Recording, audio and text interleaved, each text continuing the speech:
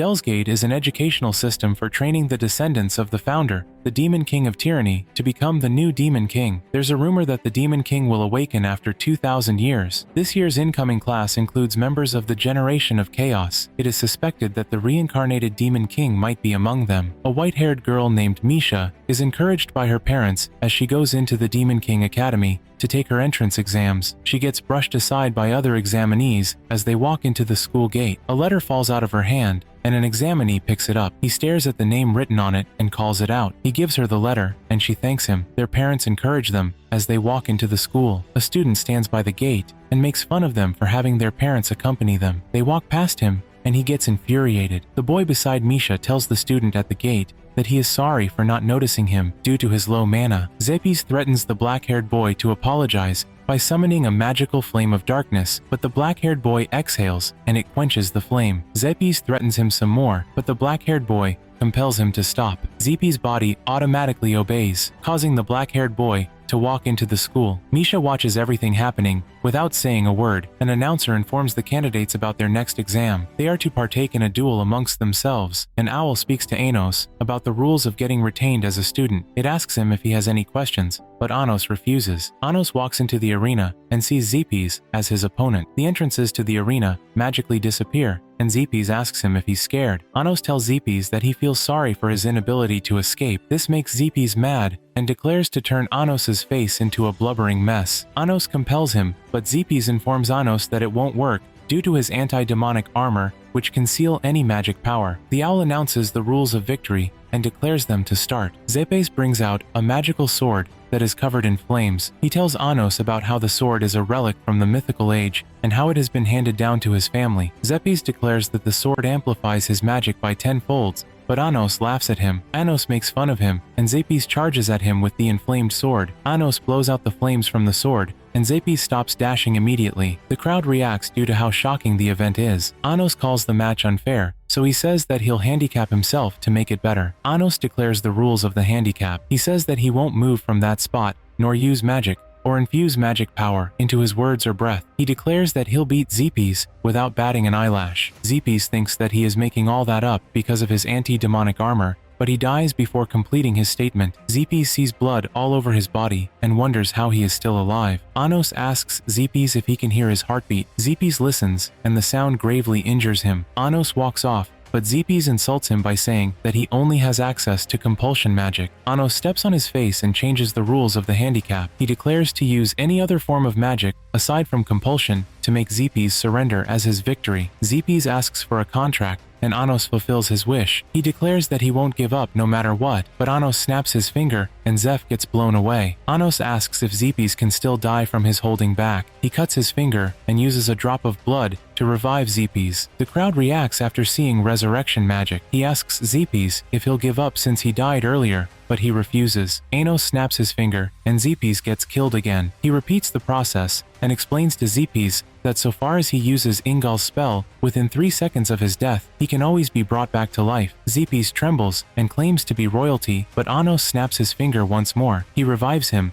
and continues the process while explaining the philosophy about a revived soul. Zepes bows his head and apologizes to Anos. He declares his defeat. The crowd wonders how powerful Anos is. One of the noble students watching the duel gets mad at Anos for defying a royal. They move on to the next practical exam, Magic Power Assessment. A few candidates were tested with their powers, barely passing 3 digits. Misha gets a score of 6 digits, and the people around are amazed. Anos tells her that she's impressive, but she wonders how high his score will be. He walks to have his powers gauged, but the magic device states his magic to be 0 and destroys. Misha tells him that his magic is too potent, and that's the reason the crystal got destroyed. He is impressed at her for being able to tell. Misha says it's because of her demonic eyes. They take the aptitude test. The test entails them going up against the Demon Lord of Tyranny and verifying their knowledge of him. Anos and Misha stand in separate magic circles and get questioned. Anos answers all the questions correctly. After the exams, Anos walks outside the school gate and sees Misha waiting for him. He asks her why, and she says that it's because he told her that he'll see her later. He invites her over to his place to celebrate their acceptance into the academy. Misha asks to be sure, and he confirms. He stretches forth his hand for her to grab, but she says that she's capable of flight magic by herself. Anos insists, and they teleport. She opens her eyes and sees they are in front of his house. Anos's mom welcomes them and informs him that his dad is in the workshop. She latches onto him and congratulates him as soon as he tells her that he passed. She talks about how it only took him a month to be where he is. She asks him what he'd like to do, and he tells her. Anos introduces Misha to his mom. His mom jumps to conclusions about how Anos, who is only a month old, has brought home a wife. His dad walks in and celebrates with his wife. They have their meal across the dining table, and Anos's mom asks Misha what she likes about Anos. Misha says that Anos is a kind person since he picked up her letter for her. She asks Misha about how they met and who made the first move, and Anos claims to be the one. Misha loves how lively his family is. Anos walks Misha home, and they talk about her parents along the way. Misha calls him a nice person, and he laughs because he's used to being called a devil. He tells her that he'll clear the air between his parents about how they are friends. Misha smiles at him for seeing her as his friend. A group of mages creates a coliseum around Misha and Anos with the hope of trapping them. A man walks into the arena and calls himself Demon Lord Leorg Indu. Zepes walks alongside him and tells Anos to be prepared since his elder brother is stronger. Indu grabs Zepes and electrocutes him for being weak. Indu talks about how pure breeds are closer to the founder than mudbloods, and it makes Anos mad. Anos calls himself the Demon King, and Indu sees it as a form of blasphemy. Indu orders his men to eliminate Anos. Anos tells him to observe. Indu and his men lose control of their magic, and it explodes on them. Anos informs them that it is due to fear that they cannot control their magic properly. Indu declares to eliminate Anos with a forbidden spell only used by royalty. He fires the attack at Anos, but the attack doesn't faze him. Anos informs him that origin magic cannot affect the origin itself. Anos resurrects Zepes in the form of a zombie. Zepes counters the origin magic thrown at him with dark flames. Anos explains that zombies are stronger than normal people. Anos tells him to join forces with Zepes and take him on, but Indu doesn't trust him. Anos revives them and saves everyone present at the Colosseum. He scolds the two of them and informs them to challenge him once they are strong enough. Indu asks who he is. Anos introduces himself as their founder, the Tyrant Demon King. Kanan confronts Demon Lord Anos about how many people he has killed. Anos asks him likewise. He asks Kanan if he thinks defeating him will bring an end to all their problems. Anos informs him that humans will still make enemies if all the demons get wiped out. Kanan acknowledges the weakness of humans, but chooses to believe in them. Anos asks if Kanan can believe in him, and it makes Kanan ask him what he plans to do. Anos says that he'll separate all the realms from each other and see what is the root of wars. He plans on installing a door that connects to all realms, but says that the door won't open for at least 1,000 years. Anos tells them that he plans on converting himself into magic energy that can withhold the promise he made. He says that he'll be reborn in another 2,000 years. Kanan and Anos thank each other, and they agree to the plan. He creates a weak shield and lets Kanan stab him through his gut. Anos thanks him and wishes for Kanan to be reincarnated like him in the next 2,000 years as his friend. Magic energy emanates from Anos and creates walls between all the realms. Anos sees himself as a baby in front of his parents. They try to think of a name for him, but he speaks out his name and they freak out. Misha explains to Anos how he is the first misfit person ever to be enrolled in their school. She says that only students who are from the bloodline of the Demon King can be enrolled. He asks her for the name of the Demon King of Tyrant, and she thinks about it. He hears her thoughts as she thinks of the name Avos Dilavia. Anos wonders who that person is and discovers that the wrong name has been passed down for 2,000 years. He asks her about the rumors of the Demon Lord of Tyranny and shells him. Anos says it's fishy. Misha goes on about who the closest person to the Demon Lord currently is, but she stops as soon as another girl walks in. Their homeroom teacher introduces herself as Emilia Rudwell. She declares that she'll be dividing the class into 3. She asks that the group leaders should have an affinity for troop magic because it boosts the group's overall combat power. She informs them about the details of using guise and tells them that they'll be using it in the next competition. She asks that the group leader candidate signify. Anos and a few others raise their hands. The teacher sees his hand and tells him that he cannot participate because he is a commoner. He asks that he prove himself, and she agrees. Emilia gives him the condition in case he fails. They form a pact. Anos asks Emilia if the magic circle was drawn by a royal, and she confirms. He tells her that it's flawed. Emilia doesn't believe it, since the circle has always been known to be like that for 2,000 years. Anos alters the magic circle, and she sees that it is more effective. Emilia agrees with him as a leader, and says that he should pick his candidates. The class mutters due to what Anos did, but Emilia commands them to be quiet. The blonde girl who walked in on Misha's conversation earlier sees Anos and frowns. Emilia asks the leaders to introduce themselves, and she gets up and calls herself Sasha Necron, the Witch of Destruction. Anos hears her last name and asks Misha. She tells him that Sasha is her big sister. Anos wonders why Sasha is putting on a misfit uniform like him, since she is pure blood. She says that it's her family's decision. Emilia beckons to Anos to introduce himself. Anos introduces himself as the Demon King of Tyranny. He informs them that they have mixed up the true Demon Lord's name. Emilia asks the class to join the leader they want. Anos doesn't have anyone aside from Misha with him, so he informs her to join her sister if she wants. Misha says that she'd rather be on his team, after all they are friends. Sasha walks up to Anos and talks about Misha. She badmouths Misha about being a doll and not a human or demon. He asks Sasha why she's doing all this, and she is surprised because he didn't flinch to all that she said. Anos tells her that her grasp of magic is weak for not understanding souls,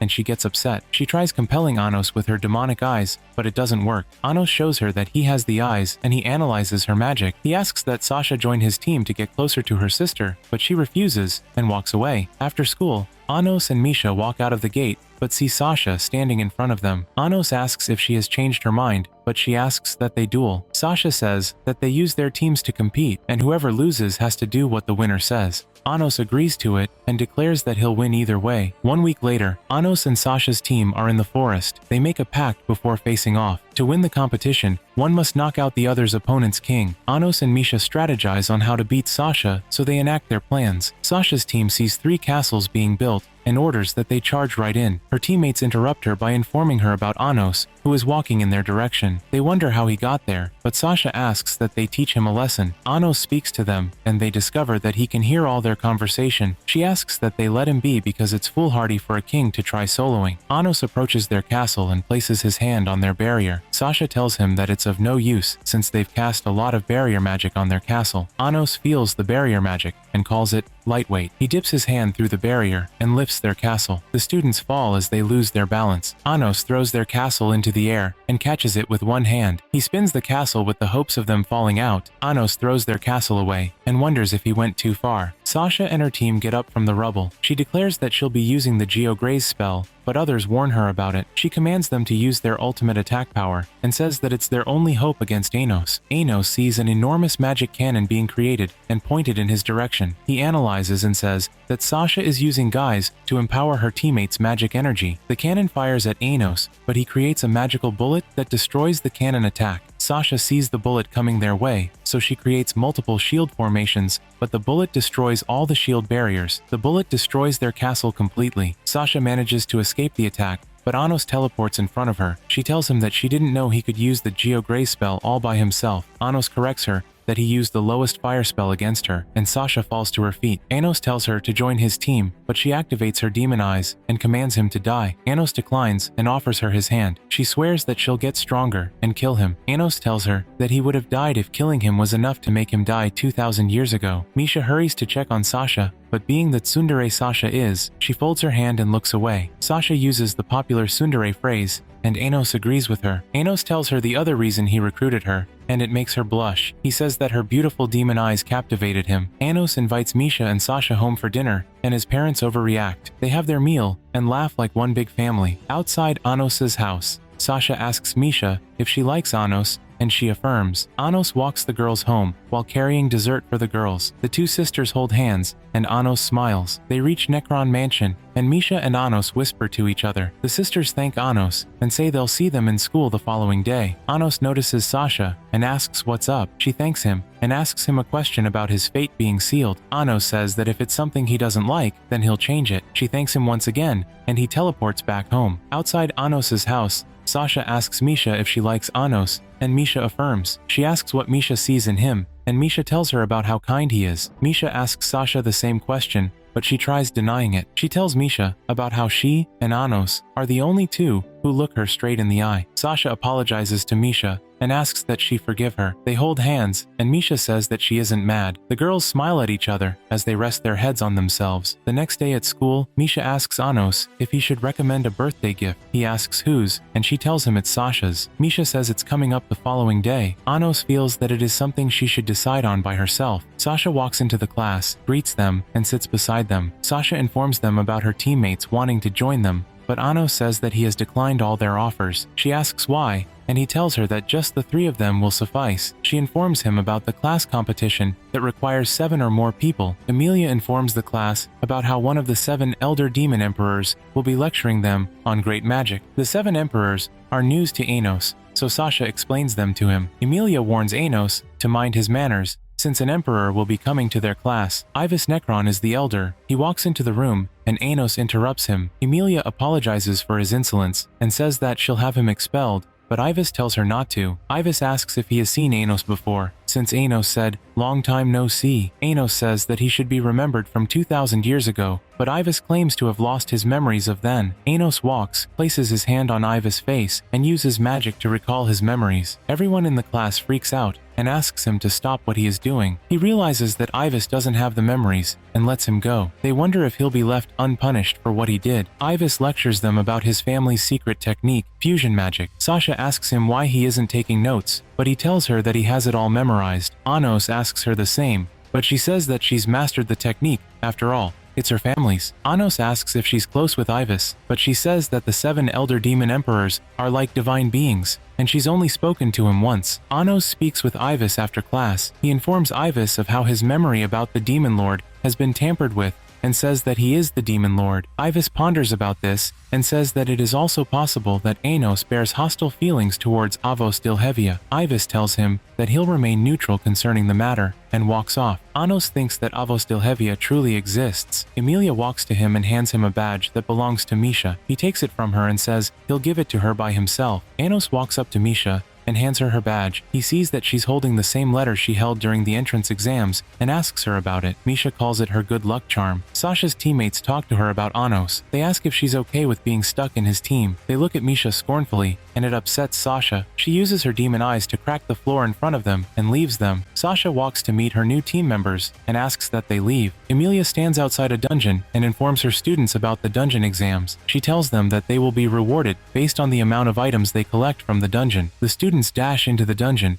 but Anos' team is still outside. Sasha asks that they follow the rest to not be left behind, but he tells her that what they need is just the scepter at the lowest floor. Sasha says that they can't get to it since no one has been there before, so it's probably just folklore. Anos asks about the specifics of the staff, and Sasha tells him. He hears it and says that the scepter is real. They ask him why, and he says that it's because it's his castle. Sasha impatiently complains about how other students are ahead, so she walks ahead. He speaks to Misha and informs her to take any of the items found at the lowest level and use them as a birthday present for Sasha. He asks for Misha's birthday, and he finds out that they are twins. She says that she doesn't need a present, but he insists. Anos shows them a secret passageway, and they get to the lowest floor. The girls see that light from outside illuminates the place. He leads them to a giant door and informs them that behind it is where the scepter should be. The girls see that the door cannot be taken down by magic and wonder how they'll get past it. Anos uses his bare hands to open the door. They walk in and see the scepter. Sasha runs towards the scepter, while Anos directs Misha to follow him into another room. In this room, jewelry items are all over the place. He asks that she pick an item for Sasha. Misha selects the immortal robe for Sasha, but looks at a ring. Anos asks that she take it, but she refuses to. They rendezvous with Sasha, who looks worried. Misha hands over the robe to Sasha and calls it her birthday present. Sasha appreciates her, but says that she doesn't have anything for her yet. Sasha accepts the robe and tells Anos to excuse her while she changes. Misha thanks Anos for the gift, but he tells her that she chose it herself. Anos comes out of the room and finds Misha stabbed in the chest. He asks Sasha what the meaning of what she's doing is. Sasha laughs and says that all she wants is to be first place in the dungeon exams. She says that she hates the way Misha is all nice to her. Anos asks her if she thinks she can get away with it. Sasha casts a spell that'll make the knife in Misha's chest go deeper if Anos doesn't try to save her in time. She does this so that she can escape from him. Sasha breaks the pact she had with Anos and tries to flee. Anos grabs her, and she gets confused because he didn't go through the barrier. Sasha looks over at Misha and sees that she's already healed. Anos explains that he healed her immediately when he saw that she was stabbed and he left her illusion there to deceive Sasha. Sasha uses her demon eyes on Anos, but he repels her attack. Misha wakes up and asks that he let her go. She runs over to Sasha's side as soon as she hits the ground, but Sasha calls her a dummy and runs off. Anos questions Misha about her origin, and she reveals to him that she isn't supposed to exist in the first place. She says by midnight, she'll disappear. Anos concludes that Misha originally was Sasha. She asks him how he knows about it, and he says that she destroyed the Zect, which should be impossible under normal circumstances. He mentions a spell that was invented 2,000 years ago, capable of separating a being into two. He suspects Ivis to be the one involved, and she affirms. Misha tells him that she received a part of Sasha's soul. Anos says that she shouldn't have existed for so long. Misha talks about the things she's always loved doing, and because of her departure, her people didn't interact much with her. She calls him the miracle that exists in her life. She apologizes to him for being his friend since she'll soon leave him, but he hugs her instead. Anos calls her a fool. He says there are two things he isn't aware of: impossibility and regret. He plans to fix her situation. He asks that she live like she believes there'll be another day for her, up to her final moment. She agrees to his wish, and he says it's time they stop Sasha. Sasha sees the exit, but it disappears right in front of her. Anos and Misha teleport to meet her. He informs her that Misha would like to make amends with her, but it infuriates her the most. Misha asks Sasha if she hates her. Sasha asks Anos to duel her. She says that if he fails, she'll get to command him, while if he wins, she'll tell Misha the truth. He agrees to her deal. Sasha draws two complicated circles on the lowest floor of the tunnel. She calls them Zexus and Delt. She asks that Anos control Zexus and wins the duel. Sasha thinks to herself about everything she's done so far to Misha. She believes that if Misha hates her, then the spell she created will activate and will make Misha the original of the two of them. She lies to Misha about how she's always hated her to make Misha resent her. Sasha activates the spell to make Misha the original copy, but it fails. She wonders why it didn't work. Misha tells her how she loves her awkwardness, and this makes Sasha break down. They make up and Misha tells Anos about it. Anos informs her that he hasn't done the miracle. He tells them that he'll alter their past and make sure they were born separately. Sasha says it's impossible, but Anos says he'll prove her wrong. Ivis breaks into the lower room and stabs Anos, which makes them scream. He tells Anos that he plans to use the sisters as vessels for the founding ancestor through Dino Jixis. Anos tells him that he is awake and blasts him off with magic. He pulls out the sword and says that he was expecting Ivis. Anos throws the sword at Ivis and it pins him to the wall. He uses time magic and they enter a different realm. In this realm, a guardian of time comes out to stop Anos. Hugo Laravius, known as the divine being of time, steps out with his scythe. He pulls out Ivis and rewinds his fate. Ivis is commanded by Hugo to eliminate Anos. Anos uses Geograze, but it stops right in front of Ivis. Ivis throws one of the scythes at the girls, but Anos protects them with a magic shield. He questions Ivis for trying to kill him. The girls beg him to save himself and not worry about them, but Anos tells them to believe in him. Ivis sneaks up on Anos and stabs him from behind. He laughs at Anos and calls him his foolish founding ancestor. He blames Anos for fleeing in the past and says that he is now immortal. Anos interrupts him, and he is confused as to why he is still alive. Anos asks him if he thinks killing him is enough to make him die. Ivis flees and commands time to stop for all of eternity. He is shocked when Anos walks, despite time being paused. Anos tells him that stopping time cannot stop him. Ivis wonders how Anos can stop divine magic, so he charges at him to kill him. Ivis declares that time cannot be changed, but it makes Anos recall what Sasha said about changing fate. Ivis attacks him, but Anos blocks the attacks with magical shields. He gets mad at Ivis for mocking him and says that he won't remain silent. Ivis calls him a fool founding king and says he isn't the demon king anymore, but it makes Anos question the meaning of being a demon king. Anos tells him that to be a demon king means to be him. He repels Ivis and tells Sasha that he'll destroy her chains of fate. He says to Misha that he'll grant her a miracle. Anos breaks the spell cast on them and orders them to walk behind him. He asks that they declare that they believe him, and they do. Anos separates their soul, and it makes Ivis devastated. He complains about Anos ruining his 2,000 years plan. Anos tells him to rejoice. He says he can finally take him on. Anos summons a sword and reminds Ivis that they are in his castle. Anos points the sword upwards, and it shatters the time realm. Ivis says that he cannot believe a demon lord wielding the weapon. Anos tells him about Venuznor, the sword of destruction. He says that opponents who see him wield it die from it. Anos stabs Ivis in the skull, and he tries regenerating, but it fails. Anos cuts Ivis into pieces and declares that he is the Demon King. Anos drops his blood on the floor and revives Ivis. He tells him that his sword of destruction has annihilated the sources of the demon and the time divine being. Anos asks him what happened, since he said most of his memory has been wiped. Ivis guesses that he was murdered, and his source was taken over by someone else. He gives Ivis his true memories, and tells him that it was probably done by someone working for Avos Dilhevia. He tells Ivis to investigate who the person is, and to start with the other elder emperors. The girls return to the normal realm, and Anos urges them to get out of the castle on time. They ask him why, and he says that he hasn't gotten an effect score, no matter how many times he rewinds time. Anos' team leaves the castle. Misha feels dizzy, but Sasha catches her just in time. A letter falls from Misha, and Anos picks it for her. He hands it over and tells her he'll do it over and over, no matter how many times it falls. Misha cries and says that she has always been scared to open up the letter. Sasha hugs her from behind, and tells her that she's sorry for saying she hated her. Anos smiles to himself, and says that living in peace isn't bad. He says that this is the ideal world he always wanted. He asks Misha to stretch forth her hand, and gives her the ring she adored earlier in the dungeon. He wishes them a happy birthday. Sasha calls him Lord Anos, and he laughs at her. He says that she isn't as bold as when she kissed him, and it makes Sasha flustered. She quickly objects and tells Misha that it was a friendly kiss. Anos asks that they come over to his place and eat what his mother has prepared for them. They nod their head in agreement. 2,000 years ago, Anos and his demon lord army fight against the heroes. He sees the great spirit of water, Lignon, in its true form. One of his followers asks Anos not to waste his time with a mere creature, and Anos permits him to eliminate it. Anos says he'll reward him if he can finish off the monster with a single blow. His follower leaps into the air above the monster and slays it in a single attack. Anos calls the man by his name. He asks Shin for his reward, and Shin says that he wants to be resurrected. Anos asks him why, and he elaborates that he cannot live in a world without him. Anos tells him that he won't remember his previous life nor his skills,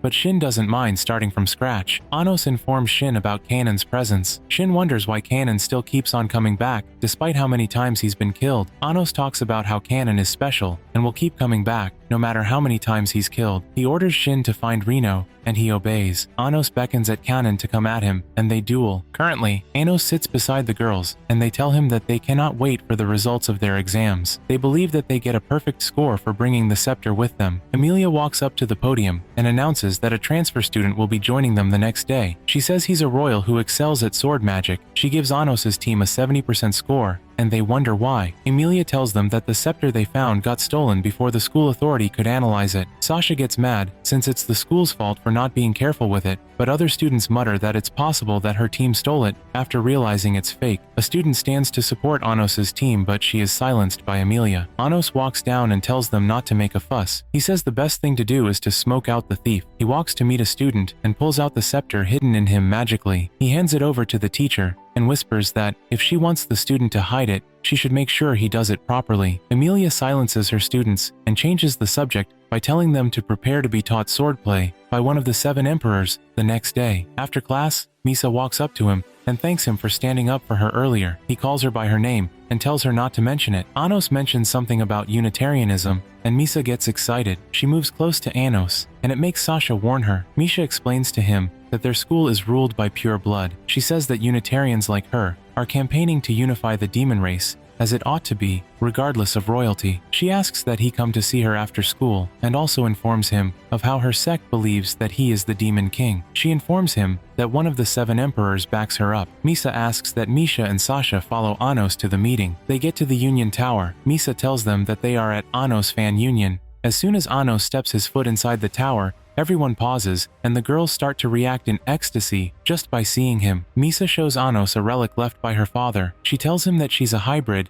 and Misha explains to him that royalties cannot have hybrid children, hence they are discarded. Misa says that the relic is a half sword, and the other half is with her father. She believes that a day will come when royalty and hybrids can join hands. The rest of the fan club tell Anos that their backgrounds are also similar to Misa's, and they all share the same goal of reuniting with their families. They ask that they join Anos' team. Anos asks that they prove their resolve to him as his condition. The next day, the students are in a coliseum. They are given the task of drawing out swords stuck to the floor of the arena. They all pull hard, but can't seem to pull the swords out. Sasha asks Misha about one of the 7 emperors that is supposed to be present. The emperor walks in with an assistant. He carries a very large blade. He talks about a tournament coming up soon, and says that if any of them can pull out their swords, he or his assistant will personally train them. Anos asks Sasha why she cannot pull hers out of the mud, and she tries teasing him. He informs her that there's a single blade he cannot wield, and tells her the specifics. While talking, he points his hand at a mysterious blade not too far away,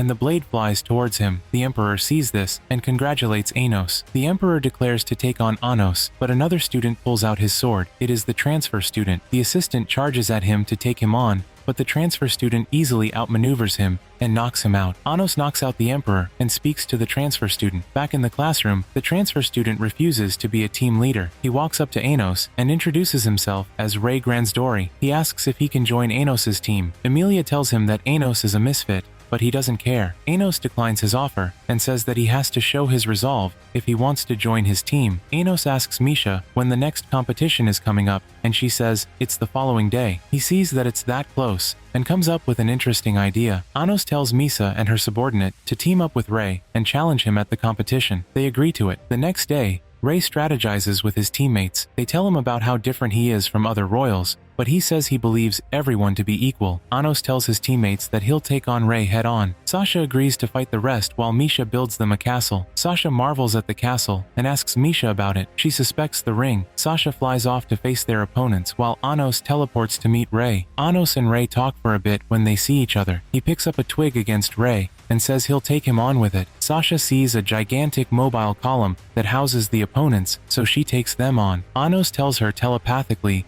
to use GeoGraze with Misha to destroy the golem while fighting Ray. The two of them do as Anos says, and they fire an attack which knocks out the golem. Sasha asks Misha if they were always this strong, and Misha explains to her that it was due to Anos rewriting their sources. Misa appears behind Sasha and attacks her. Anos fights Ray, and Ray adapts to him over time. He tells Anos to take him on seriously, and it feels like he'll remember how to wield a sword. Sasha, who is wounded from Misa's attack, summons her robe and recovers herself. Misa and her teammates promise not to go down without a fight. Misha teleports to help her sister. They use fusion magic to defeat their opponents. The earth beneath the girls trembles and the mountains around them shatter. Sasha tells Anos to take it easy, but Ray apologizes to them. Ray improves very fast and he can keep up with Anos when he isn't holding back. He declares to cut Anos' twig in two with his next attack. Anos strikes at him seriously, but he evades and strikes Anos' twig. He cuts the twig, but Anos uses the tip of the twig to hook and pull off his sword. Ray admits defeat and says that he feels that he has met Anos before. Anos informs him of someone who looks like him 2,000 years ago. He welcomes Ray into his team, despite losing. Anos' mom congratulates them for their success in their exams. They feast at her home. She cuddles Anos in front of Ray, Misa, and the others. Misa asks if it's okay for her to join since she lost in that duel. Anos tells her it's okay that he recognizes her potential. He says that she used a spell that belongs to the Great Water Spirit, and he'd like to see her improve on it. Misa thanks him for being considerate. Anos' mom tells him about her visit to Demon Lord Ludowell's castle,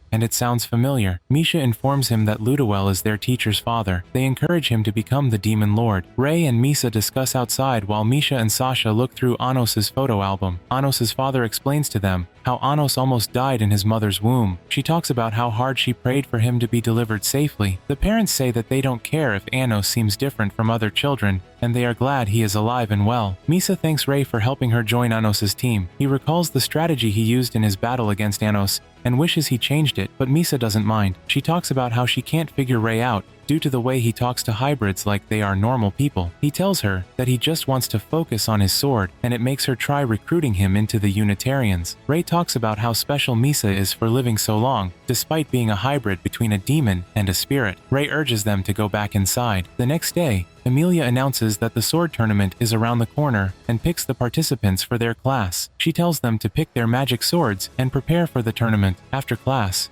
Ray approaches Anos and says that it seems that they'll face each other again. He notices Anos' mood and asks what's wrong. Anos tells him that the school won't appreciate a hybrid winning the tournament, so he wonders why they nominated him. Misa interrupts them and informs Anos about the presence of a Unitarian Elder Emperor. Anos goes along with them to meet up with him. As soon as Anos walks in, Melheis the Elder sees him and tears up. He bows and says that he has awaited Anos' return. Anos asks if Melheis remembers him, but he speaks about how his memory got erased and altered. Melheis tells him that his source still remembers Anos, and he is certain that he is the Demon Lord in flesh. Anos asks him about how much he knows, and he replies that right after his sacrifice to create walls between the realms, he flees into a forest of a Hearthurn to escape his attacker. He talks about how it took him 100 years to restore the magic he used to climb over the walls. Melheis says that after he returned to Dilhade, the Demon King's name had changed. Anos asks if he knows who was behind picking him for the magic sword tournament. Melheis suspects it to be the royal supremacists. Melheis offers that he drops out of the sword tournament, but Anos tells him that he'll consider the offer. Anos gets home, and Misha welcomes him. He is surprised, but his mom tells him that she dropped by to learn how to cook for him. He thanks them and starts eating. Anos' mom says that his teacher dropped by and informed them about how he is participating in the tournament. He suspects the supremacists at work, so he mentions that he might not participate. Misha tells him that if he wants to be the Demon Lord, he'll need a good track record. Anos thinks about it, but stares at his mom. He sees how well she wants him to participate, so he says that he'll need a magical sword. His mom nearly slipped up about what his father is doing, but she urges him to continue eating. Misha spoon-feeds Anos, and he appreciates her cooking. Misha informs them about how Sasha is preparing for the magic sword tournament. Anos asks Misha how he can thank her, and she suggests an outing. They agree on a date the following day. The next day, Anos and Misha enter a shop that deals with creation magic. The owner welcomes them, and they have a look around. Misha informs Anos about how difficult creation magic is due to the precision one needs. She creates miniature sizes of them, and asks that Anos try them out. Anos creates the whole town in a very small orb, and this makes the owner of the shop ogle at him for it. She requests to pay for it, but Anos refuses. Anos makes it into a ring, and hands it over to Misha. She feels very indebted to him, because to her, he can do anything. He corrects her by saying he isn't omnipotent, and all he has is the power to destroy things. They head into a cat cafe. Ivis disguises as a cat and informs Anos about the Unitarian sect. He says that Melheis isn't the head, and there is a presence of another powerful unknown person in the town. Anos orders him to keep looking into Melheis and the magic sword tournament. Anos and Misha reach the Lognorth hospital described by Ivis. They see Lei, who tells them that he is there to visit his sick mother. Anos offers to restore her to her full health, but he declines. Anos talks about not participating in the tournament, but Rei doesn't feel surprised. Misha and Anos suspect Rei's recent behavior. At the magic sword tournament, Anos' mom cheers for him and leaves him after he asks about his dad. Ivis reports to Anos about how Melheis doesn't have anything to do with the magic sword tournament, but two other elder emperors. He says that the elders probably set a trap for him. Anos asks Cat Ivis about Lei, and the cat informs him about how Lei's mother suffers from a spirit illness. Anos thanks Ivis and bids him farewell. He says that he might withdraw from the tournament. The first participant is Amelia's big brother Kroot. He is put up against Anos Voldegoad. Anos informs Misa about how he won't be fighting Kroot. The crowd makes fun of Anos, and it upsets his mom. She speaks up and tells them that her child will become the Demon King. At the entrance of the arena, Anos' dad runs in and hands him an adamantine sword that he forged himself. He tells Misa that he'll be participating, so he walks into the arena with his sword.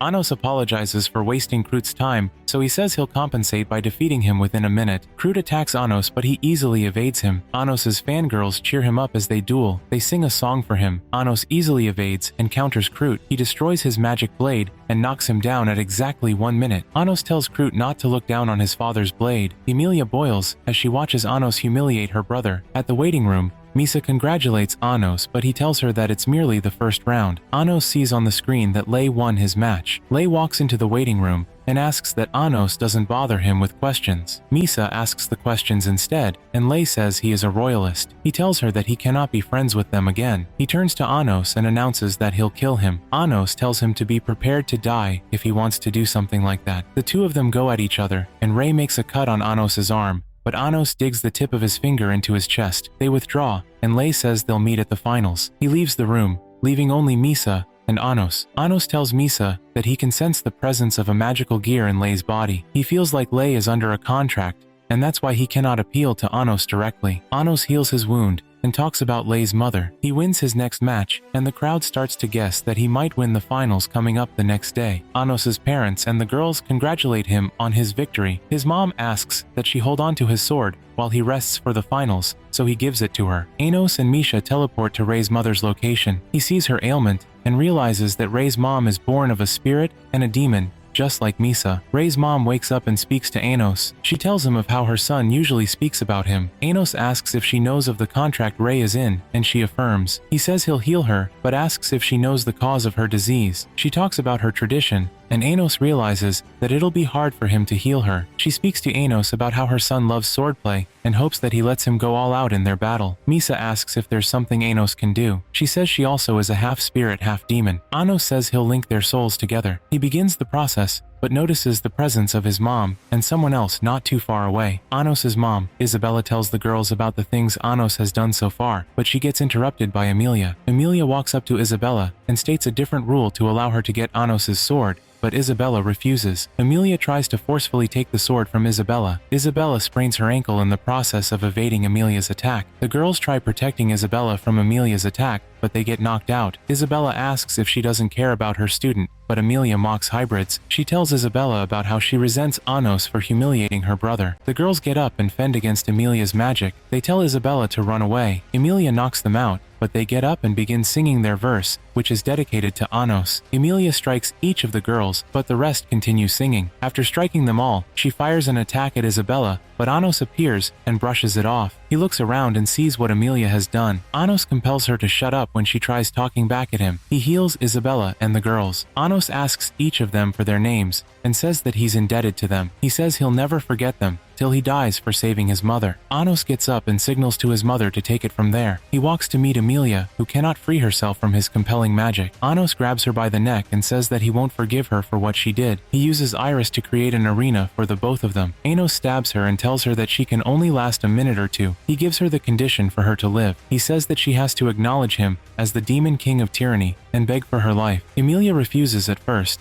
and he drives the blade deeper into her back. She pleads for her life, but Anos kills her off. He says that he cannot trust liars like her. Anos uses magic to reincarnate her as a hybrid. Emilia sees this and tries killing herself, but Anos tells her that it's futile. He says that no matter how many times she kills herself, she'll be reborn this way. He leaves her and says that she should try viewing it from another perspective. Lei returns to the hospital and sees Misa performing some spells with his mom. He threatens her with a knife and asks what she's doing. She explains to him, and he lets her go. Rei asks if Anos knows about it, but she denies it. He thanks her for putting her life on the line for his mother and knocks her out. Lei's mom calls out to him, and he runs to her. She thanks him for everything and says that she's been aware of what he's been doing the whole time. A flashback showed Rei being sent out of his home and how she adopted him and took care of him. She tells him to be himself and live the way he wants to. Rei leaves the room as soon as his mom stops speaking. Anos teleports into the room and watches him from the window. The next day, in the waiting room, Misha hands Anos over his sword and wishes him good luck. He walks off to the stage to battle Rei. Anos and Rei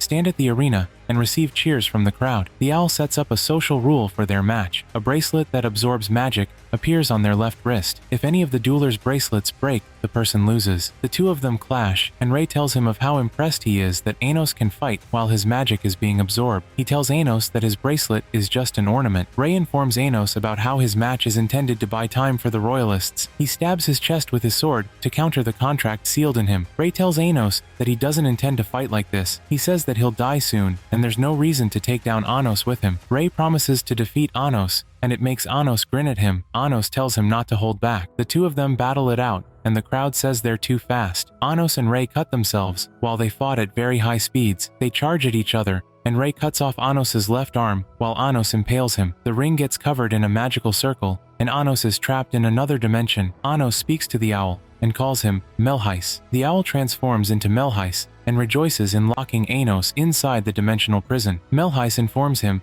that he believes his plan will succeed because Anos has lost over half of his magic power due to the bracelet on his arm. He speaks of how Anos won't be getting healed anytime soon. Melheis welcomes two other elders into the prison realm. They plan on taking Anos all at once. Anos informs them that they've given themselves away. The two elders get cut by the neck, leaving only Melheis. Anos uses Revidi, a time spell to stop the elders from dying, and Rei appears to be the one who cut them. Melheis stares into Lei's soul and sees that the contract is gone. Rei informs him that Anos got rid of it when he impaled him. Melheis shows that he has the upper hand by revealing Rei's mom being tied up. He asks that Rei should swear fealty to the royalists, and he'll treat her. Anos asks that Melheis should kill her. He says that if he does, there'll be nobody for him to use as hostage against them. Anos bluffs by creating a magic circle, and Rei throws his sword at Melheis. Melheis blocks his attack, but Rei uses the opportunity to leap into where his mother is kept. Melheis closes the portal, but Rei enters just in time. Melheis opens 3 portals, and the walls Anos used to separate the realms pour in. Melheis attacks Anos with the gas-like walls, but he deflects it with his shield. He says that the walls got stronger from Anos's magic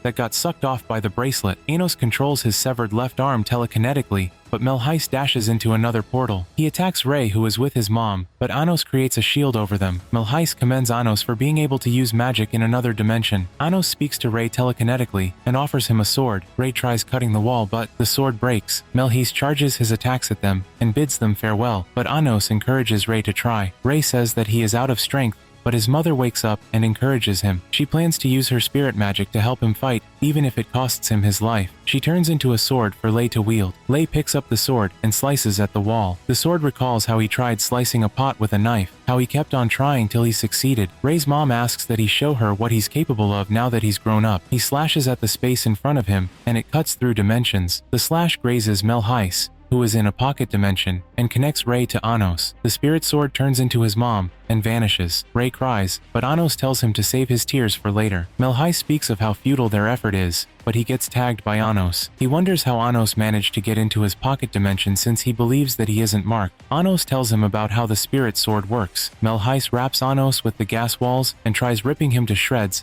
but he fails. He tries it over and over, but Anos calls his sword of destruction. He explains to Melheis that only 1/10 of his powers reincarnated with him, but thanks to the bracelet for triggering his demonic source. Anos swings his sword, but Melheis tries to flee. His feet get severed, and he wonders how it happened since he evaded the attack. Anos explains that his sword of destruction annihilates all laws. Melheis tries summoning more doors to usher in the walls, but they destroy almost immediately. Anos stabs him in the head and sees that a sword of insubordination was planted in Melheis. He destroys it and calls Melheis back to his senses. The dimension shatters, and they are back at the arena. The crowd and everyone around are still under the effect of the time pause. Melheis explains that he got attacked the night after his encounter with Anos. Anos summons the remaining two elders, brings out their core, and tries resurrecting them. He notices a presence at the entrance of the arena and asks if it's Avos Dilhevia. The presence enters another dimension, leaving them. Anos orders Melheis to revive the two elders by himself. Melheis disappears, leaving Anos on stage. The crowd around complains of not seeing anything happening on the stage. The stage later becomes clear, and they see that Anos won against Rei. Anos announces to them that he won because of the sword his dad forged for him. He calls out to his father and thanks him. Anos walks to where Rei lies and heals him. Rei cries, but Anos tells him that his mother is fine. He uses his blood to resurrect her. Rei cries and hugs her. Anos explains to them that her true form is a sword. He says that the speech he made earlier about his dad crafting the sword was a medium he used to spread her tradition across the country. She thanks him, and Rei and Anos shake hands. Sasha is given the role of presenting the winner of the tournament with a magic blade. She walks over to him and kisses his cheek while handing him the sword. This makes the crowd cheer,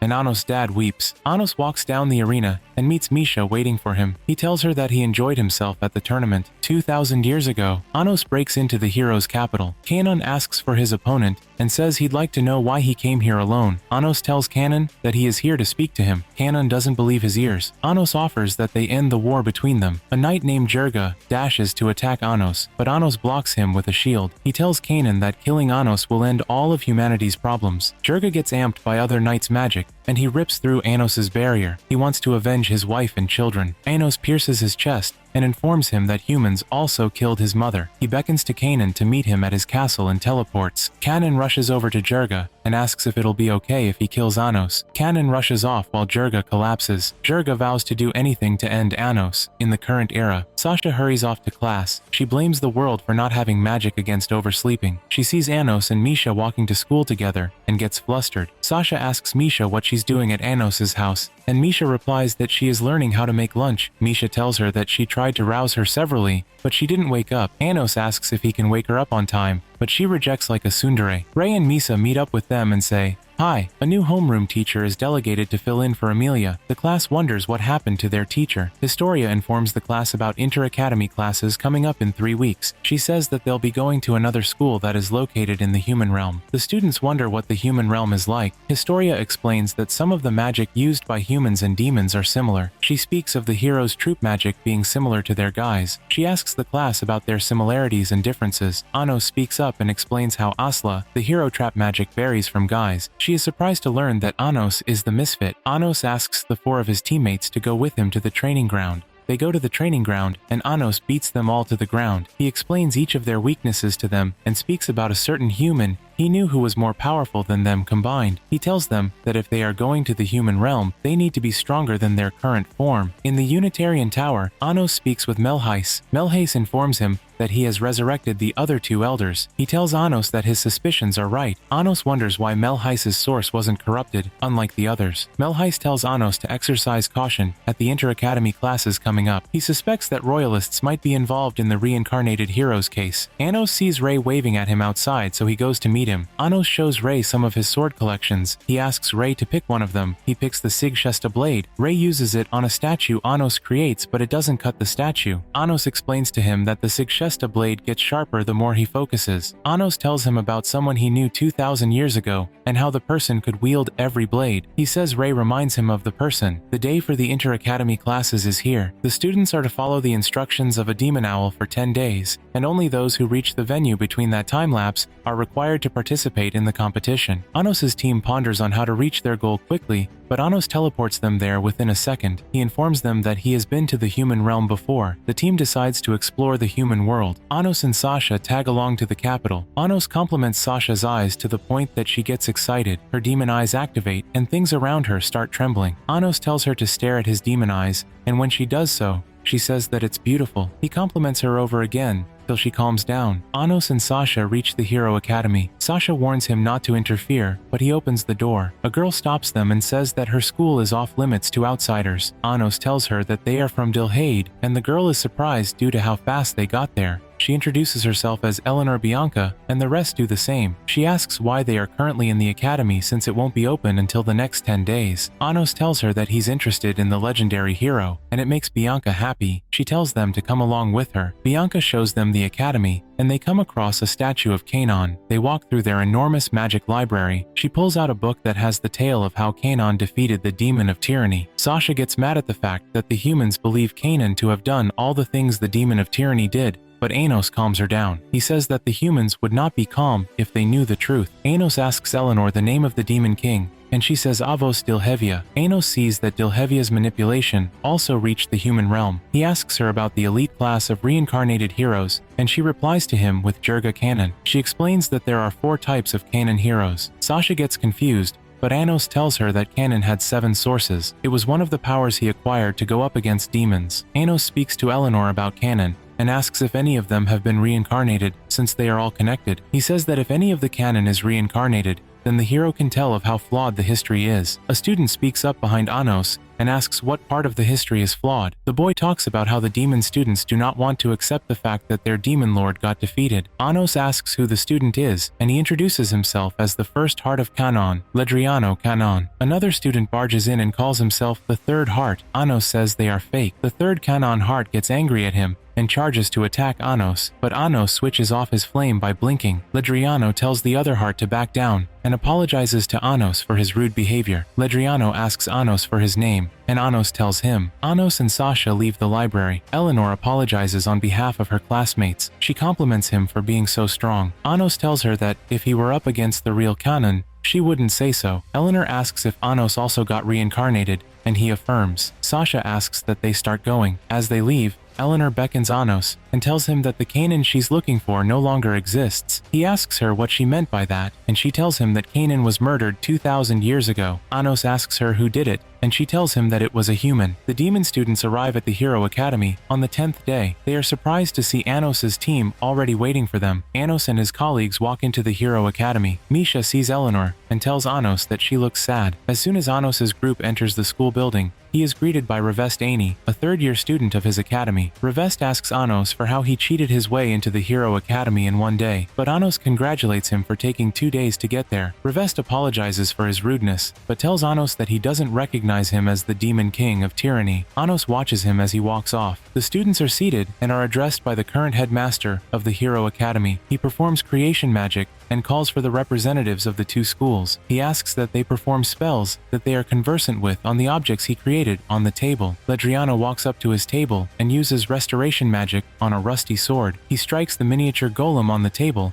and the students of the Hero Academy clap for him. Revest walks to his table and tries demonstrating demonic possession on a caged mouse, but fails. He does this over and over, but it doesn't work, so he starts wondering what went wrong. Ledriano and the principal stylishly make fun of him, and it causes Anos to interfere. Anos walks up to the podium and accuses them of interfering with Revest's spell. He disrupts their magic, and the mouse transforms into a gigantic creature. Anos vaporizes the creature and creates a holy sword with Lehid, surprising everyone. He explains to the headmaster that holy magic is just on a different wavelength. Ledriano acknowledges Anos and calls him the Demon King of Tyranny. The royals among the demon students protest, and it leads to noise. Back in Anos's dorm, he speaks to Ivis, who disguises himself as a cat. Ivis informs Anos about his latest findings. He says that no record shows Canon the hero being killed by a human. He tells Anos about an odd phrase that has been passed down among the heroes of the human realm. It says that one day, darkness will possess the human realm, but they shouldn't be fearful,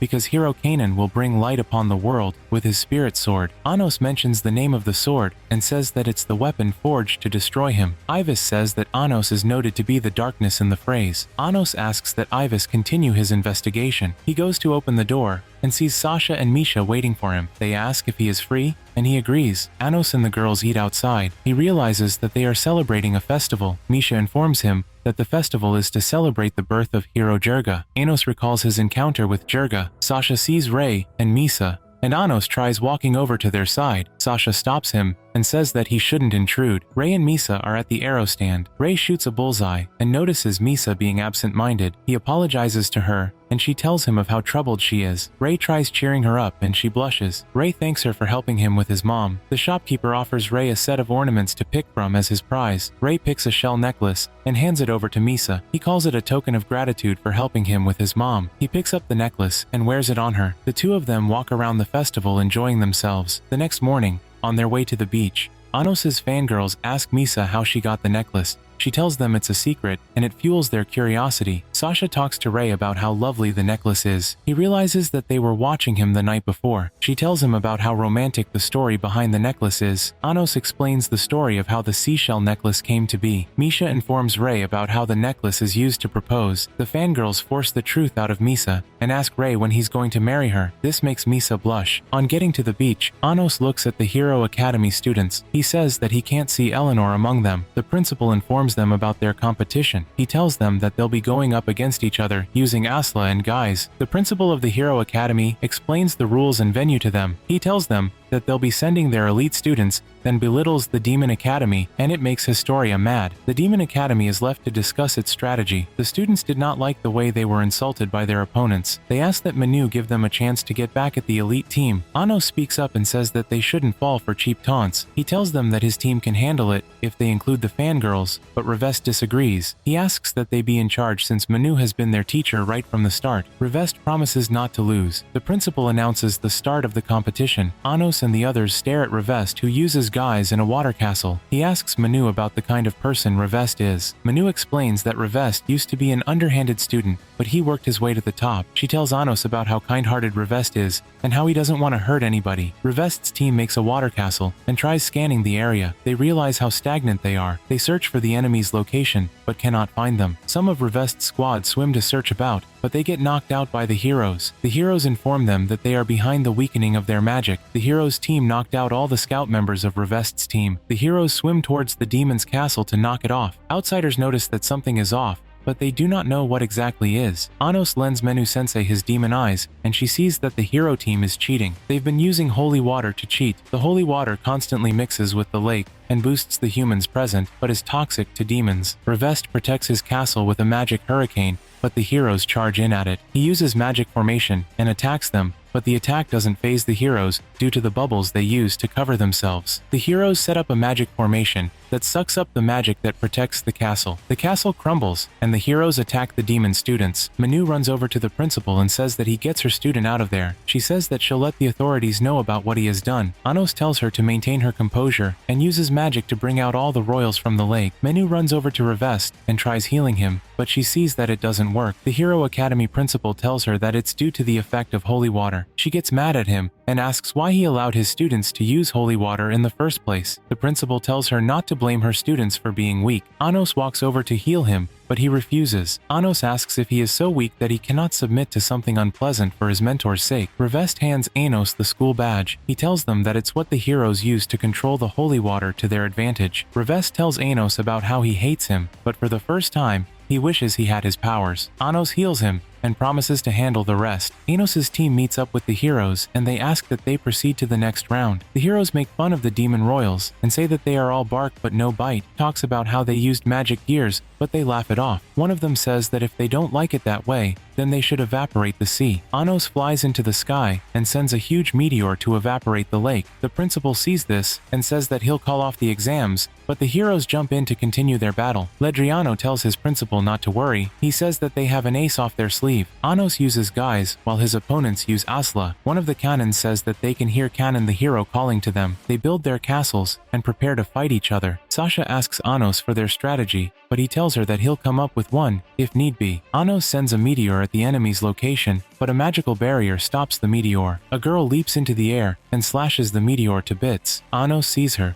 and finds her interesting. He informs them about how the barrier works. Misha tells him that she can make a castle inside the barker, but she'll need 3 minutes. Anos teleports with her inside the barrier and uses magic on her to prevent the barrier from draining her powers. Misha uses Iris to erupt 3 castles in the barrier. The heroes walk to where they are and commend Misha. They say that they cannot watch her complete her castle. Anos notices the girl and asks for her name, but Ledriano speaks for her. He says that she is incapable of speaking, so he introduces her to Anos as Kanon's 4th source. He calls her Zishia. The heroes attack Misha with chains, but Anos teleports to the chains. He gets wrapped in them. They make fun of him, but he uses magic to electrocute them. Zishia dashes at Anos to strike him, but she gets blasted backwards. Misha informs Anos that the castle is ready, and Anos stares at the barrier. He concludes that the barrier isn't controlled by the 4 heroes. Sasha appears beside one of them and introduces herself to him. She says that she is more than enough to deal with him. Another hero, who wields a holy sword,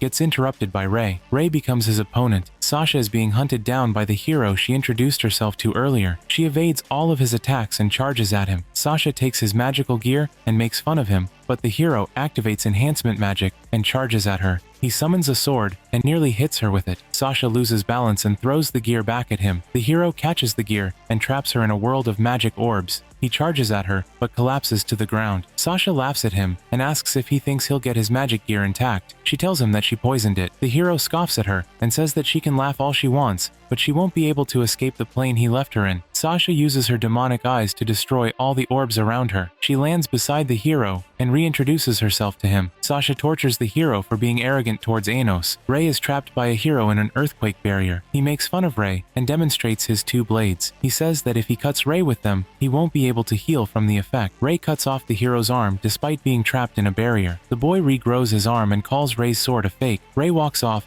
and picks one of the swords that belong to the hero. He strikes the ground and it eliminates the barrier. The hero cannot believe that a holy sword like his can be wielded by a demon. Ray picks up the second one and says that he'll inflict stigma on the boy. The boy pleads, but Ray attacks him. Anos lands beside Ledriano's body and tells him to stop playing dead. Ledriano gets up and commends Anos for being sharp-eyed. He throws off his glasses and summons a holy sword. He says he plans to take on Anos fair and square. Anos avoids an attack from Zeshia. He asks Ledriano if fighting 2 of them is his definition of fair. He blocks Zeshia's attacks with a magic shield. Zeshia tries to plunge her sword into his body, but it gets stopped by a barrier. Anos grabs her by the sword and smacks her to the ground. He notes that she is quite sturdy. Ledriano attacks Anos, but he avoids the attack. He throws Zeshia at Ledriano, and they crash into a boulder. Ledriano informs Zeshia that they'll be using their ace. He summons a gigantic ask that covers the battlefield. All the humans watching shout and pour out magic into the ask. Ledriano grins at Anos and informs him about it.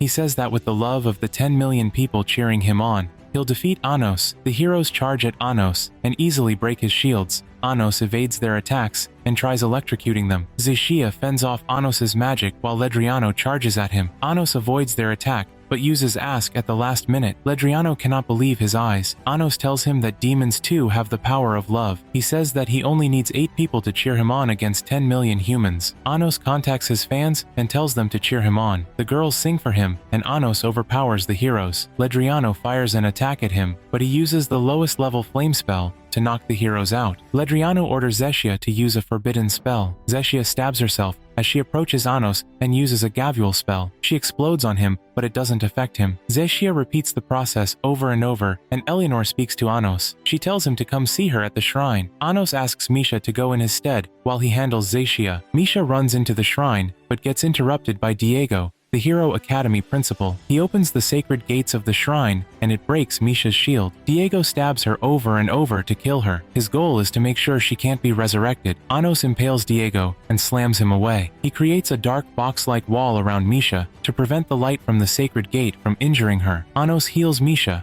and tells her to lie still. He walks out to meet Diego and interrogates him. Anos kills him and brings him back. Anos transforms Diego into a hideous monster through demonification. Diego sees this and orders that the demon students be wiped out. He brainwashes the heroes to kill off the students. Anos informs him that Gavuel won't go off because he paused time throughout the entire lake. He insults Diego and calls him clueless. Anos rips out Diego's source and crushes it slowly. He explains to Diego why he can never be canon. Anos tells Diego of how canon has 7 sources. He elaborates on the number of times he destroyed canon's sources, but he kept on coming back to fight for humans. Anos destroys Diego's source as he tells him that canon is the definition of a true hero. Misha wakes up and finds herself being carried by Anos. Anos apologizes to her for being exposed to the sacred light. She asks him what the light is, and he tells her that it is Evan's mana. Anos carries her into the inner shrine to meet Eleanor. He asks Eleanor who she is, but she tells him that she is magic. Eleanor tells him that she was created with a taboo magic spell that changes humans into magic. She introduces herself once again as a human magic.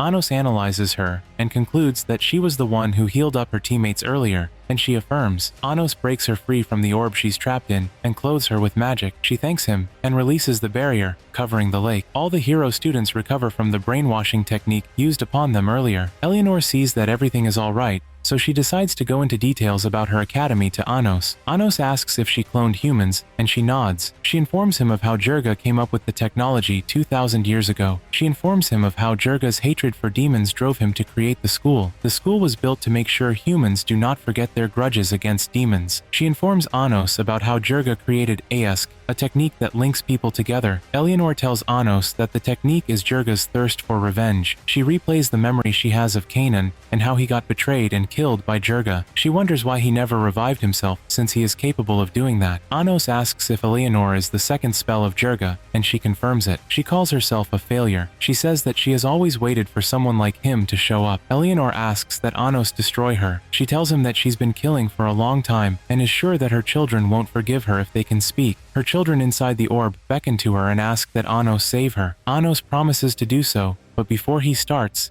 a Diego clone walks in with knights. He plans to fight Anos, but they get interrupted by the presence of 3 elder demon emperors. Anos sees a 4th person with them and asks who he is. The 4th person calls himself Avos Dilhevia. Avos picks up the Evans mana and walks towards Anos. Diego tries attacking the demon, but he and his knights get sucked into a black hole. Anos asks Avos what he plans to do with his false title. Avos cuts the meteor Anos sends at him and informs him that he plans to change the world. Avos teleports with the Evans mana. A large hologram of Diego appears over the human realm. He informs them of how the phrase about the Demon King is true. He says that the Demon King has stolen their weapon of hope, but they should not fear. He urges them to round up every demon on sight. At Dilhade, 4 large holograms appear. A demon wearing a mask addresses all the demons as the King of Tyranny. He tells them to prepare for war against the humans. He urges them that the strongest of them all should team up with him and fight at the battlefront. The demons hail him as they hear him speak. They are glad that their king has returned after 2,000 years. Anos returns to the Unitarian Tower to speak to the remaining 4 elder demons. He asks Melheis about the recent happenings, and Melheis informs him. Anos tells them that there's no need for them to join in on this battle,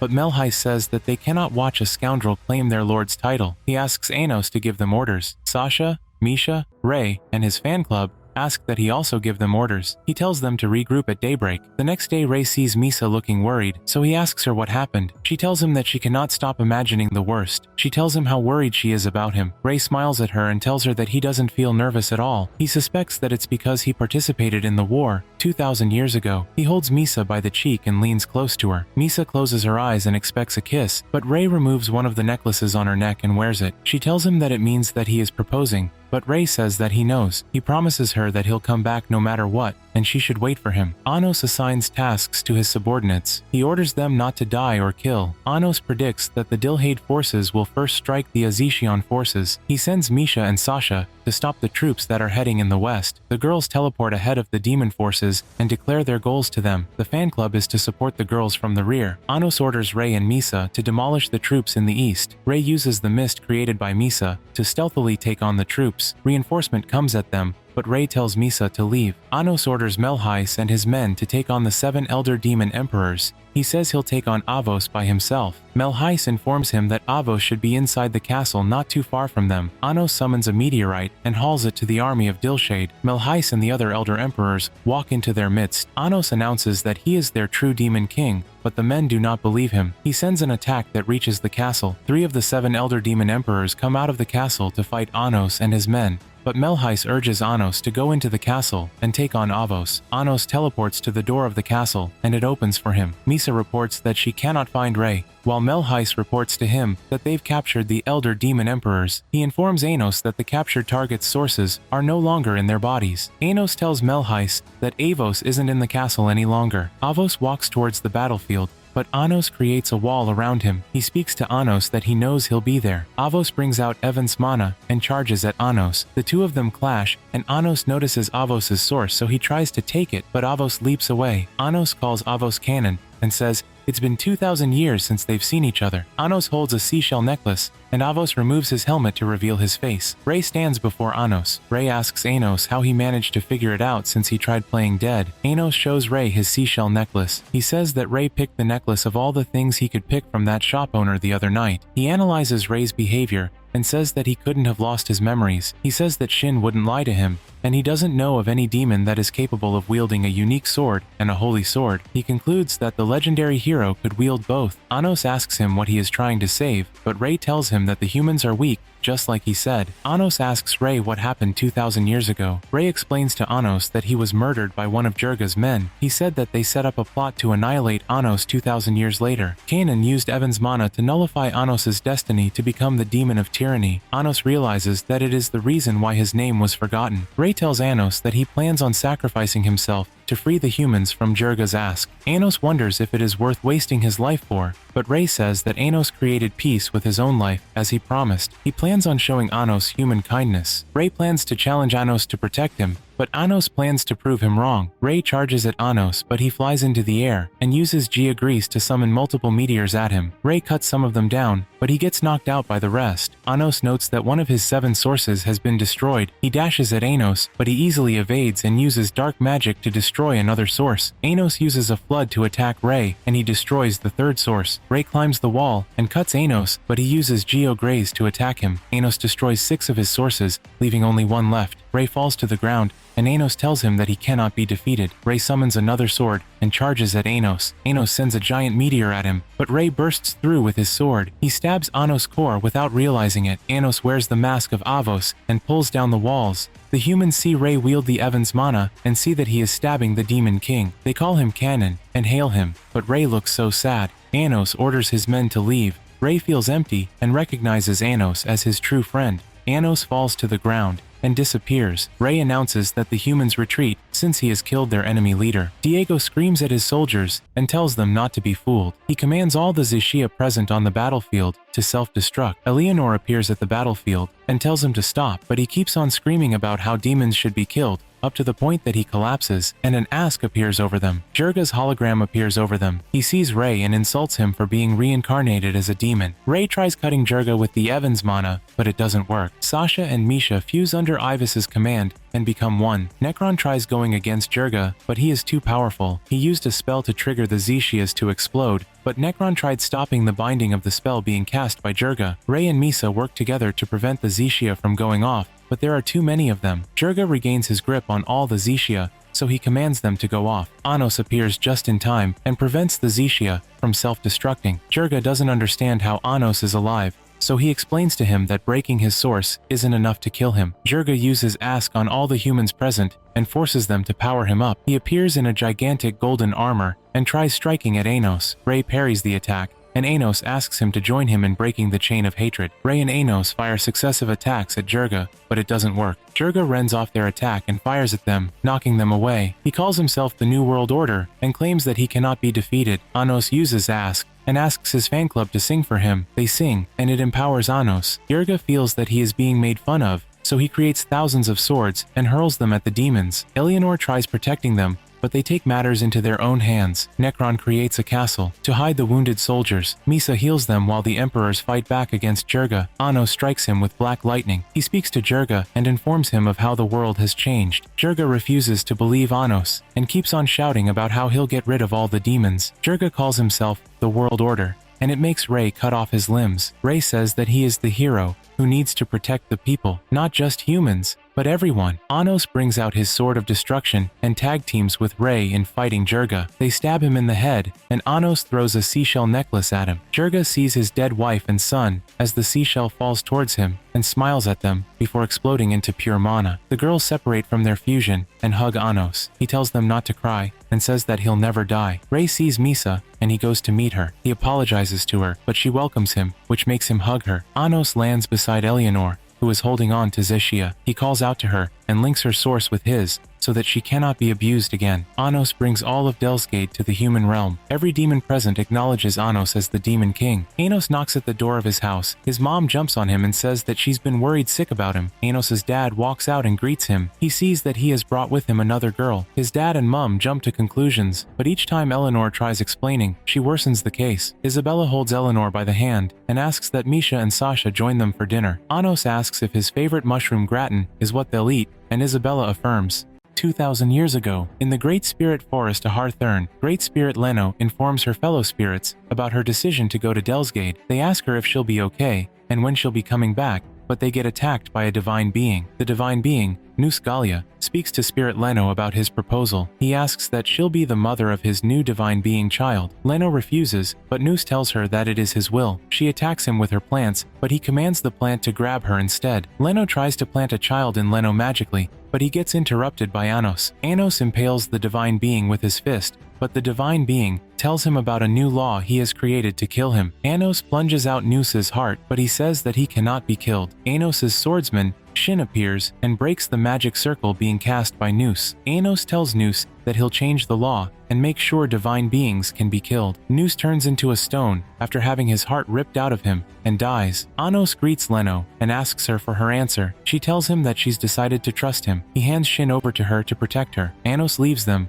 and goes back to Delsgate. Leno tells Shin that she doesn't need a bodyguard, and it makes Shin ready to kill himself. She discourages him from doing so and tells him to be good while he protects her. The two of them venture to the spirit forest together, and it makes Leno notice the good qualities of Shin. In Delsgate, Anos speaks to Kanan, Leno, and Melita. He tells them about his plan to make giant walls across the races to prevent wars. The three of them attack him, and Anos turns into mana. He uses the mana to make walls that separate all the realms. Shin escorts Leno outside Delsgate. It makes her question him about how long he plans on following her. Shin tells her that his master ordered him to take her to her homeland, which makes her glad. She reaches home happily, but sees that the whole forest has been destroyed. Little spirits gather around her and inform her about the current situation of things. They get attacked by wolves, but Shin defends them. Leno notices a presence in her forest and calls out to it. A black-haired boy comes out and calls himself Anosh Porticoro, the present. Anos walks to the academy and sees his fan club. Misha and Sasha greet him. Anos stares at Sasha and says that she is wearing a new hair ribbon. She is surprised at him for noticing such a minor detail. Misha tells Anos about why Sasha is embarrassed, and it triggers Sasha's demon eyes. Anos tries complimenting her, but he goes too much into details. It causes Sasha not to like his behavior. Misha tells him about it, and he puts it in mind. Ray and Misa call out to them, and Sasha calls them a couple. Misa tries denying, but her subordinates tease her, making her embarrassed. Anos walks into his class, and some of the royals scoff at him. They badmouth him and talk about an ancestor being around. Menu addresses the class and announces 2 exchange students joining them. Eleanor and Zacia introduce themselves to the class before having their seats. The students do not feel happy about them,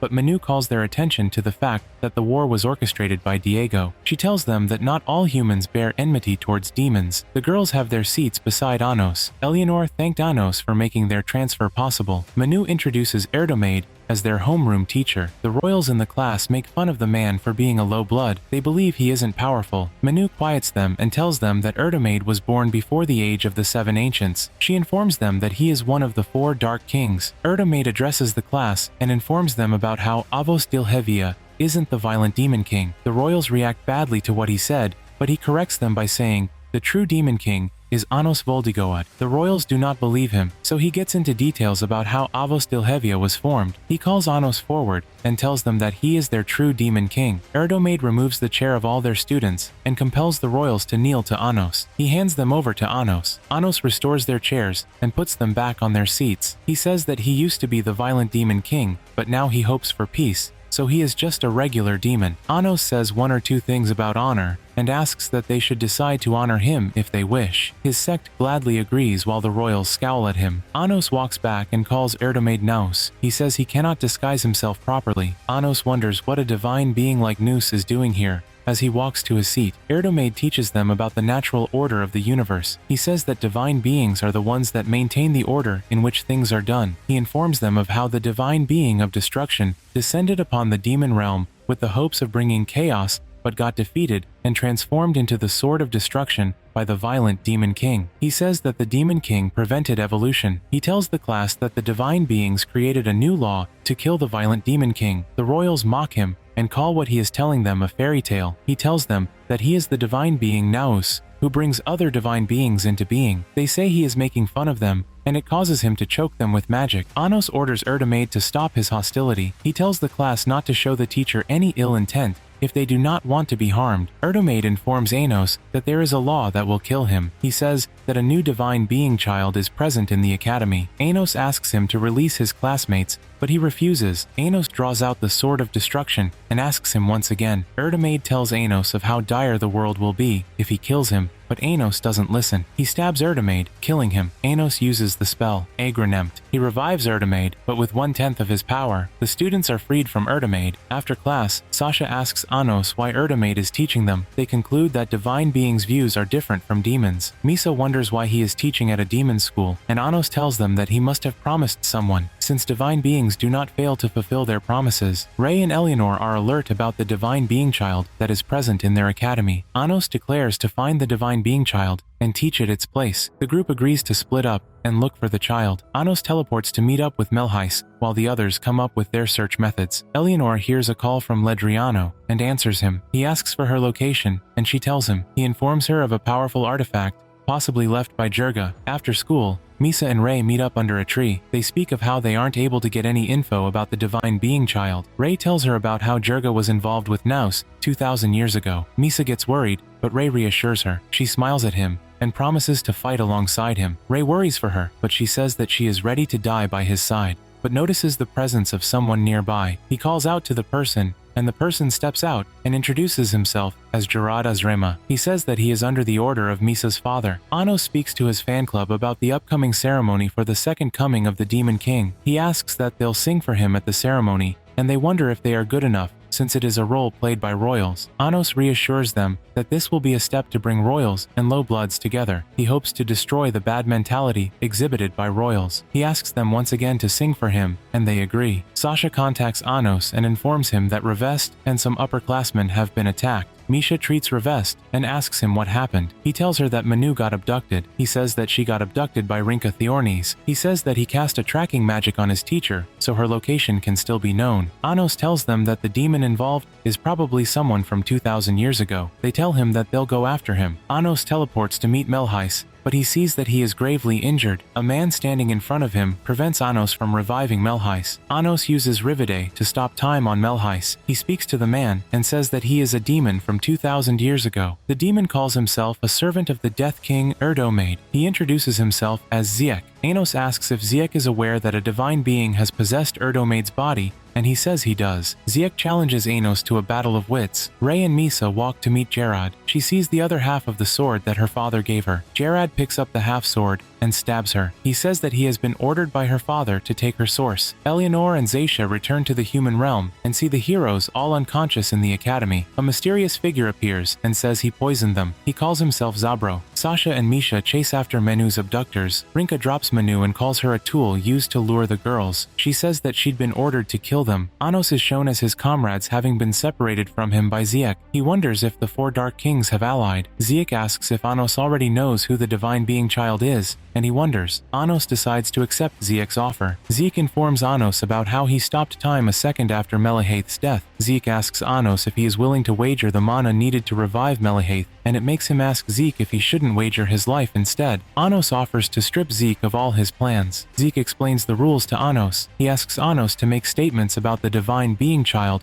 while he judges if they are true or false. He says that he can lie only once. He says that Anos can make a maximum of 18 statements. If Anos wins, Ziek's mana will be sealed for 5 seconds, while if he loses, Anos cannot do the same. He says that Anos can't use the same statement twice, nor can any of them attack each other while playing this game. Ziek informs Anos that withdrawal from the game equals losing. Garad stabs Misa, but sees that the tip of his sword is broken. He realizes that Ray protected Misa at the last minute. He asks Garad for the reason he needs Misa's core, and Garad tells him that Misa harbors the great spirit Leno. Ray asks that he tell them why he has half of the magic sword he broke. Zabro tries fighting Eleanor with the zombified heroes, but she uses magic to dispel his powers. Zabro informs her that a divine being was involved in her creation. He tells her that Zaisha is a divine being. Eleanor tries protecting Zaisha when Zabor says that he'd love to rip her into pieces. Misha asks Rinka why she's after them, and she says that it is because they were born through the will of a divine being. Misha tries explaining that no divine being was involved in her creation, but Rinka corrects her.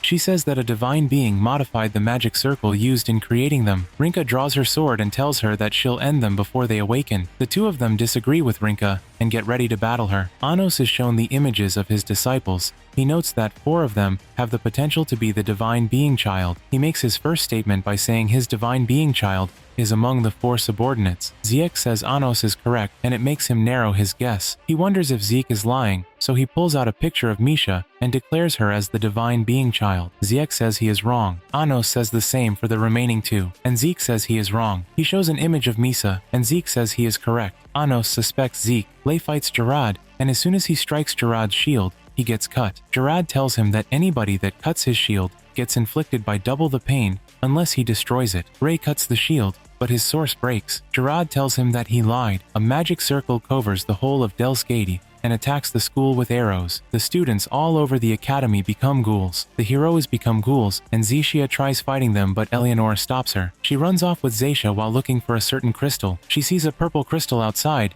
but the area is covered with ghouls. Zabro leaps towards the crystal and sinks it with a magic circle. He starts draining the mana of the girls. Rinka uses her sword and attacks Sasha from afar with it. Sasha heals up using the phoenix robe. Misha summons a castle, while Sasha creates 2 giant tanks with her magic. They use Geograze on Rinka, but Rinka uses her sword to cut through the attack. Sasha uses her demon eyes to read Rinka's moves, but Rinka changes her weapon and stabs her. She injures Sasha to the point that she cannot use her demon eyes. Misha uses ice chains from her ring to try to stop Rinka, but she gets stabbed by her in the process. Rinka admires Misha for caring about her sister, despite being injured. Anos tries deducing who the Divine Being Child is. He says to Ziek that the Divine Being Child has demon eyes, and Ziek says it's true, and it contradicts Misa. He concludes that Ziek has used one of the lies on one of them. Anos shows Ziek a card of Misa as a halfling, and says that the Divine Being Child is a halfling, but Ziek says false. He shows a fused version of Sasha and Misha, and says that he doesn't know the name of the Divine Being Child. Ziek says false and says that Anos has only one statement left. Anos notes that the Divine Being Child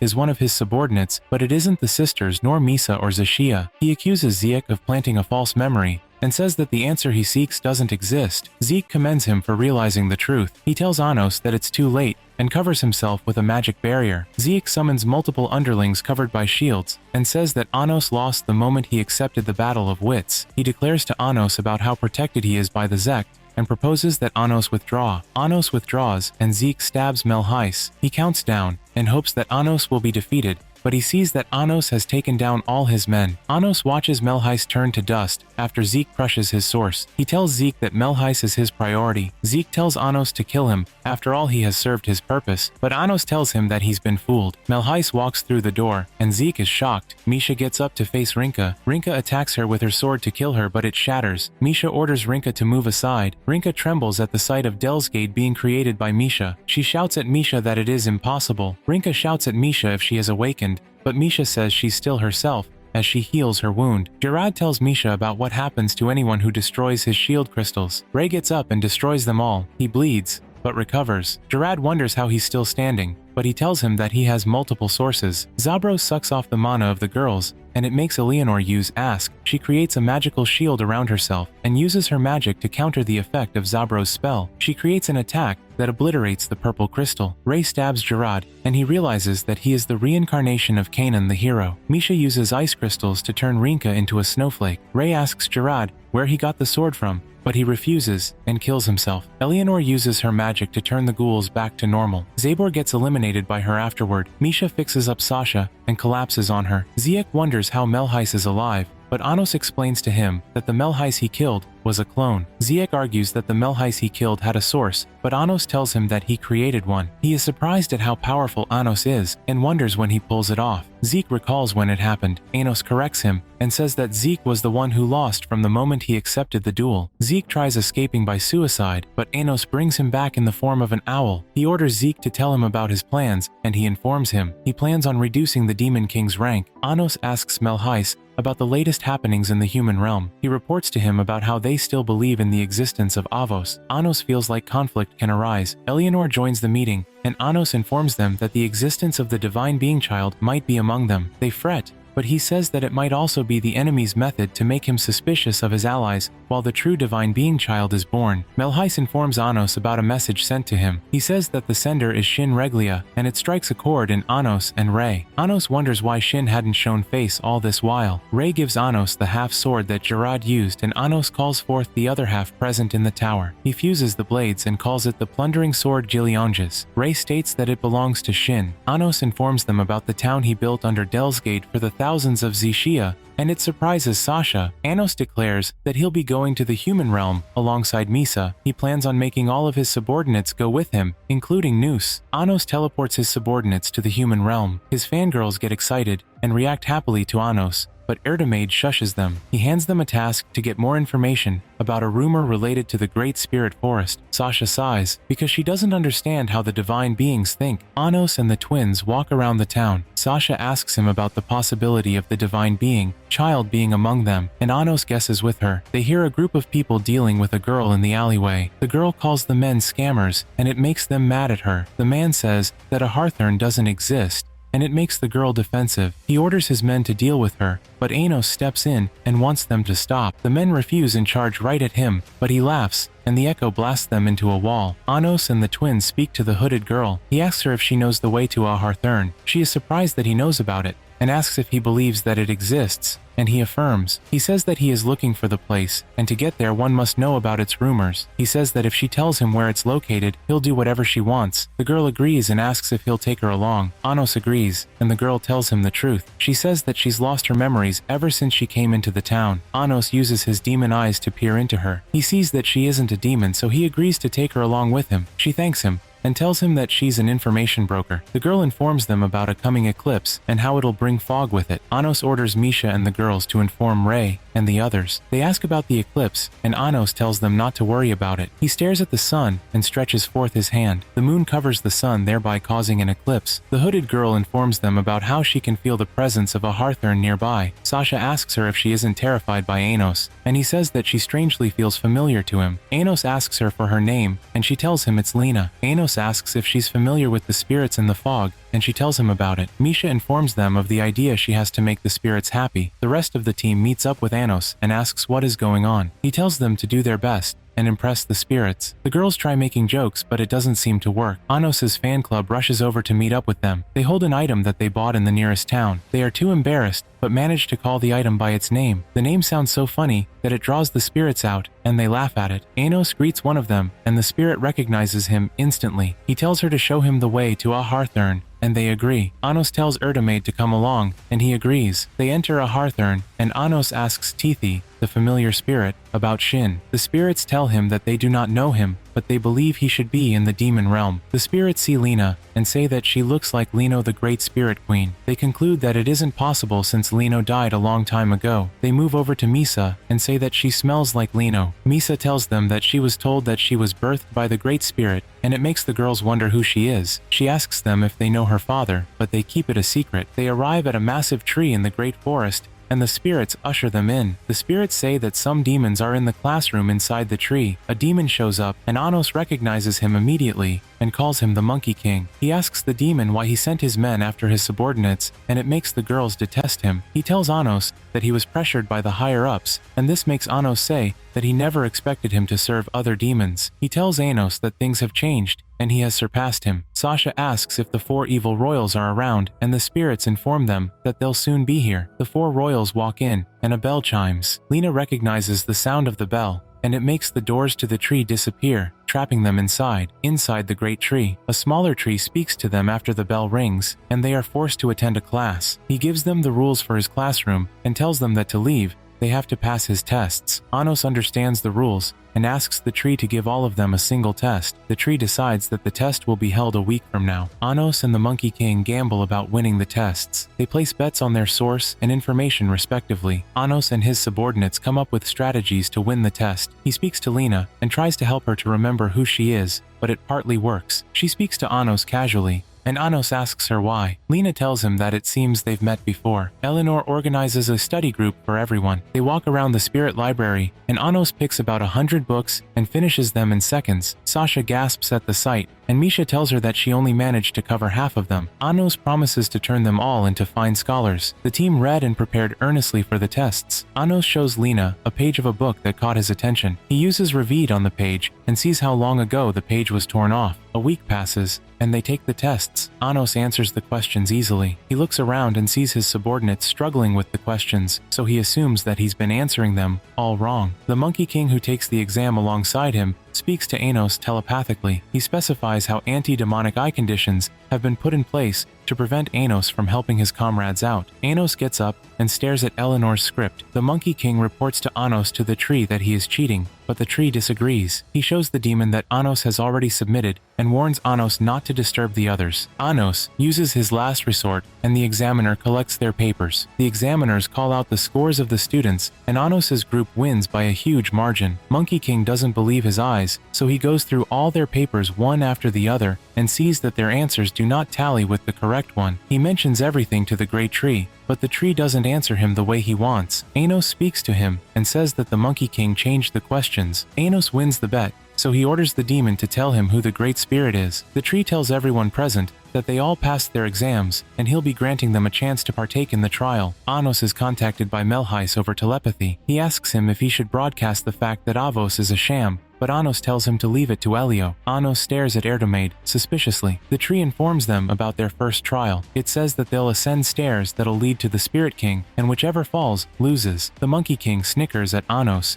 and it makes him believe that he'll interfere in this trial. Anos turns his subordinates into him, and the examiner questions him for doing so. He says that Leno can be in danger, and the examiner doesn't question him further. They ascend the stairs, and a few of them get the right one. Anos climbs the staircase leading to the Spirit King, but he encounters Lena, who failed hers. She informs him about a secret passage that links to the above ground. Anos informs his subordinates to find the secret passageway and meet up with him. He and Lena reach a door and pass through it. Lena tells him that she feels like she has been there before. She runs toward a sword that is covered in flowers and tells Anos about how sad she feels. She informs Anos that she has to meet the Spirit King, and as soon as she is about to leave, Anos notices the presence of another being in the valley that they are in. The being is one of the 4 evil demons, Jessica. She speaks to him and tells him that she is finally free from the surveillance. She informs him that her other personality has been spirited away. Anos asks her if Aegis, the king of the netherworld, is involved, and she tells Anos that he is being held as a hostage. Anos asks her about the Spirit King,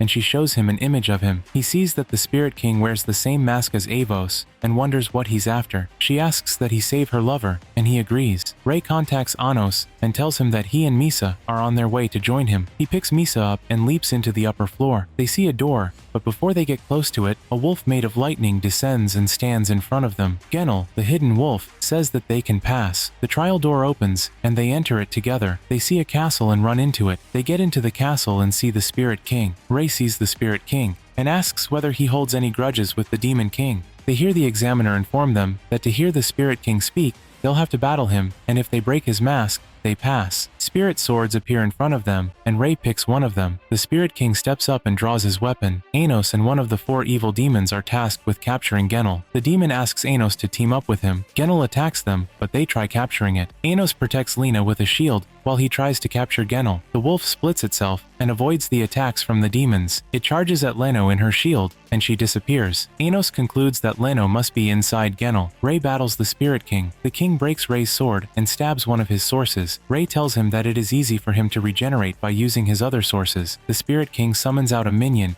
and it uses magic to hold Ray's leg. Ray is unable to move, so the Spirit King tries to finish him off, but Misa protects him. Mist transforms into a blue spirit with icicles around her. She creates a barrier around them, and they speak to each other. As soon as they get out of the barrier, Ray and Misa battle the Spirit King alongside his minion. Ray overpowers the Spirit King and cracks his mask, while Misa supports him with magic from behind. The Spirit King calls back his minion and amps his strength. He breaks Ray's sword and tries stabbing him, but Misa takes the blow to her chest. Anos walks into the Spirit Castle and sees the Monkey King on the throne. Anos warns him about not having his time and asks for the Spirit King. The Monkey King summons crystals that prevent Anos from using his demonic eyes and fights him. Anos overpowers his attack, but he fires some more. The Monkey King destroys the room and believes he has defeated Anos, but Anos surprises him and kills him off. He walks to the throne and sees a pool of blood and a crystal. Anos uses magic on the crystal, and it becomes Ray. Anos heals Ray and informs him that the Spirit King must have taken Misa away. Ray tells Anos that the Spirit King is Shin,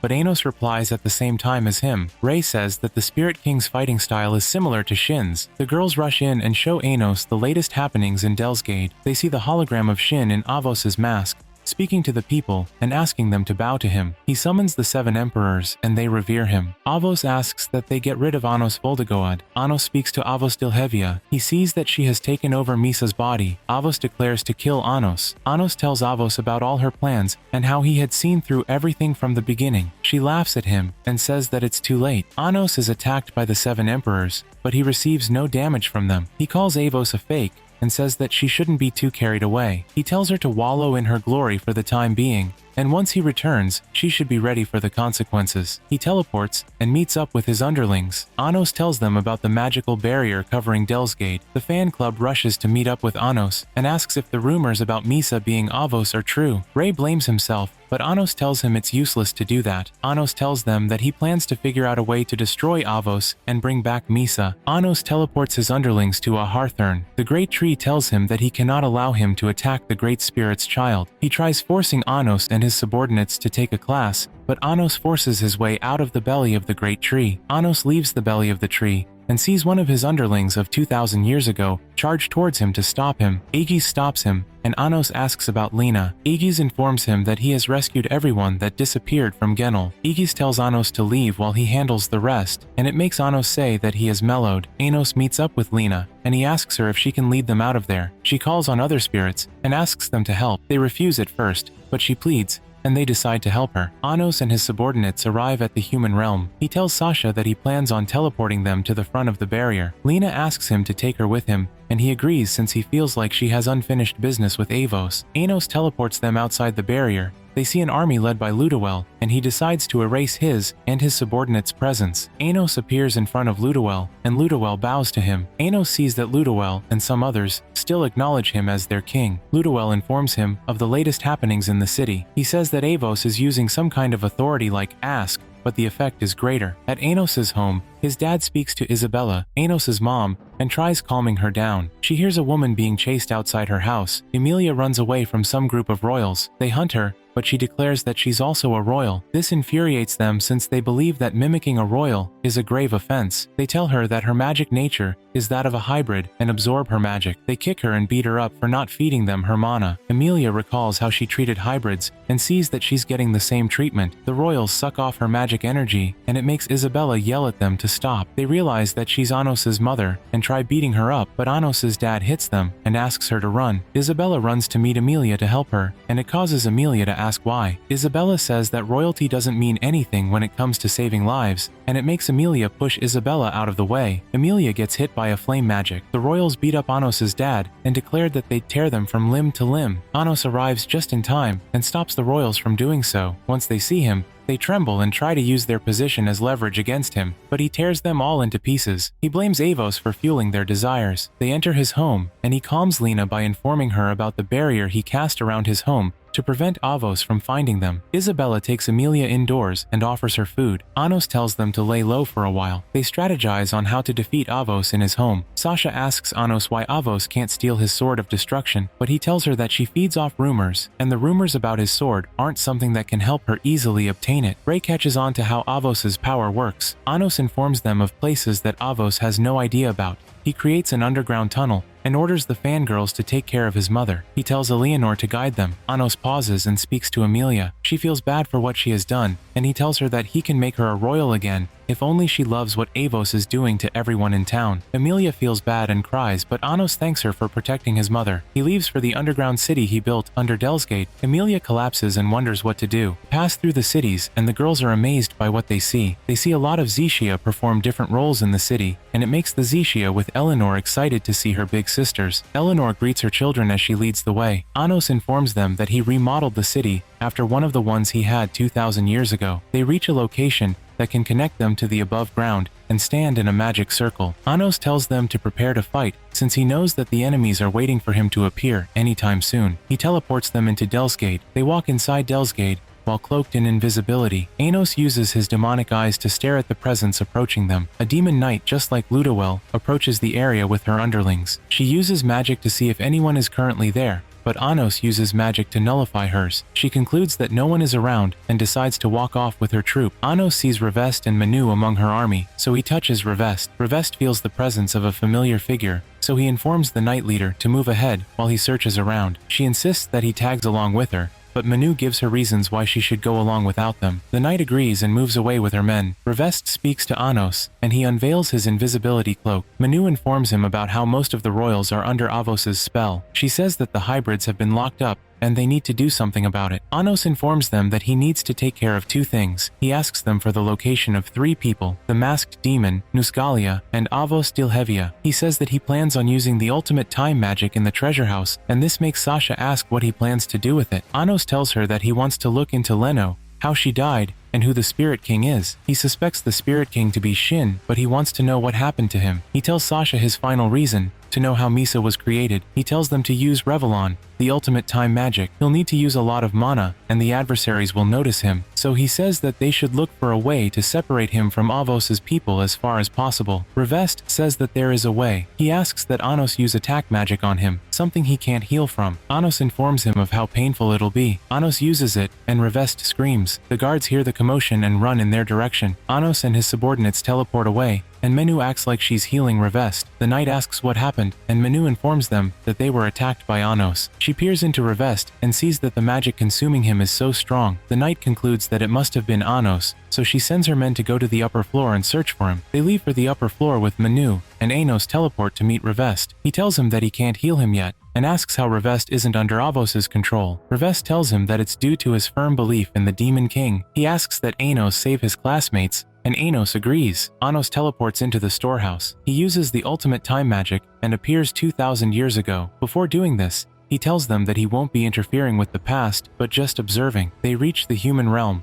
and he asks Shin to conceal his source to prevent him from being noticed. They use their invisibility spell and head to the shopping district of the capital. Sasha asks Anos why he is smiling, despite the people celebrating that he has been defeated. He tells her he isn't smiling. The rest of them remain cloaked, while Eleanor and Zaisha buy candy. Leno goes with Shin to the candy store. He wears a mask to make the people less suspicious about his origin. They reach the store, but the owner informs them that there isn't any candy left. Leno whines and blames Shin for not letting them run. Shin adamantly tells her that he is fulfilling his guard duties, and this makes Anos comment that they have gotten close. Zixia walks up to Leno and offers her 2 candies from her set. Leno tells her about how Shin is her friend and commands Shin to agree with her. She offers Zixia a gift for giving her the candies and bids her farewell. Anos informs the girls about who those 2 are. He asks that they follow them, but not too closely because of Shin. Anos asks Lena if she remembers anything, but she shakes her head. She adds that she has a premonition about something terrible happening. Shin and Leno reach the outskirts of the capital, and she summons a hearthurn. Shin cuts a path through the wall, and they walk in. Misha throws a candy into the lake, and a hearthurn reappears, just like the prophecy. Leno goes back to meet her fellow spirits to tell them about the souvenirs she brought for them. She sees that the forest has been damaged, and the spirits tell her that the forest will dry up. Anos and his friend watch as Shin slays the monsters in front of them. Anos holds Sasha and teaches her how to slay the remaining creatures around Leno, but she gets excited and knocks one of the creatures at her. Leno senses the presence of another being and asks that the being come out. Anos transforms into a kid and shows himself to her. He calls himself Anoshu. He removes the invisibility across his friends, and they introduce themselves. Leno sees Zaisha and Eleanor,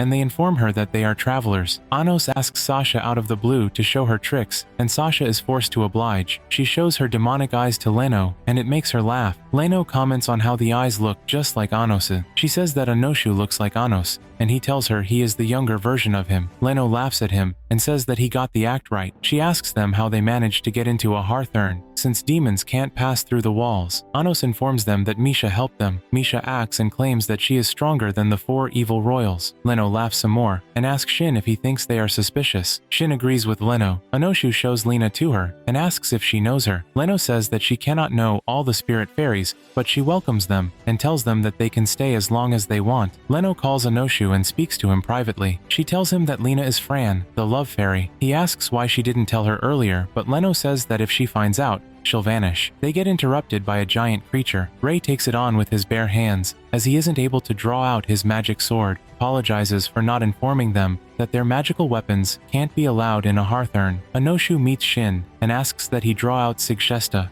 Shin refuses, but obeys under Leno's command. Shin says that no one has been able to wield it besides him and Anos. Anoshu hands Ray the sword, and he kills off the creature with a single strike. Shin asks him why he didn't partake in the Great War due to his skills, but Ray tells him that he hates wars. Shin hands Ray the sheath of the sword and tells him to use it for as long as he is with them. Leno brings life into the forest as soon as they defeat the beasts. Anoshu concludes that the beasts must have snuck in before the walls were built. Leno starts to question if Nuskalia is still in the forest, but Shin tells her not to fret. He says he'll do his duty as ordered by Anos. She thanks him and says he is sweet. The fairies interrupt them and inform Leno about how the spirit grandmother is about to pass on. They go to the great tree, and Leno speaks to it. The tree sees Anoshu, and they introduce themselves. She grants each of the visitors leaves that contain knowledge on how to fight. A leaf crumbles as soon as it touches Anos, and she concludes that he doesn't need it. She tells them what makes trees like hers expire, how lore keeps them alive. She tells Leno that a time will come for her to make a difficult decision,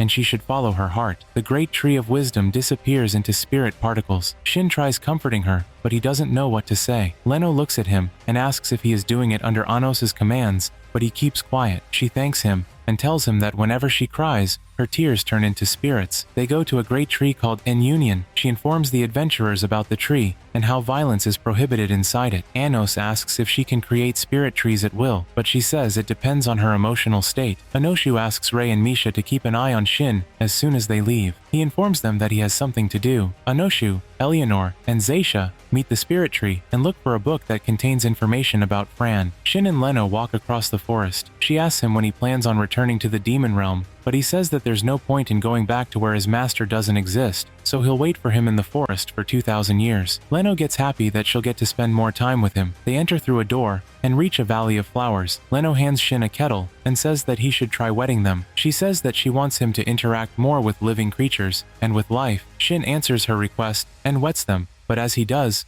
the flowers shrink. Leno tells him to smile and water them with love, but he says he doesn't know love. She asks him to feel the love for the Demon King as he waters the flowers. Shin says that he serves Anos out of gratitude and not love. She calls other spirits and asks them to play tag with Shin. Shin refuses at first, but Leno manipulates him into agreeing. Shin catches all of the fairies, but she tells him that he didn't touch her. And Union informs her that she has a guest. He mentions the name of the guest to be Erdomaid. Leno and Shin meet up with Erdomaid. Erdomaid tells them that Nausgalia wants Leno to give birth to his child, and it troubles Leno, so Shin strikes at him but he evades. Anoshu and his team watch how Erdemaid acts petty in front of Leno and Shin. Anoshu tells them that Erdemaid has always been that way since he lost against him. Erdemaid says that Anos has been trying to prevent the Divine Being Child, and if they can succeed, then they win. He says that the Divine Being Child prophecy means it's something that can kill the Demon King of Tyranny. Shin puts down his sword and agrees to go with Erdemaid to meet Nous. Erdemaid takes them to the lake to meet Nous, but they do not see him there. They ask for news from him,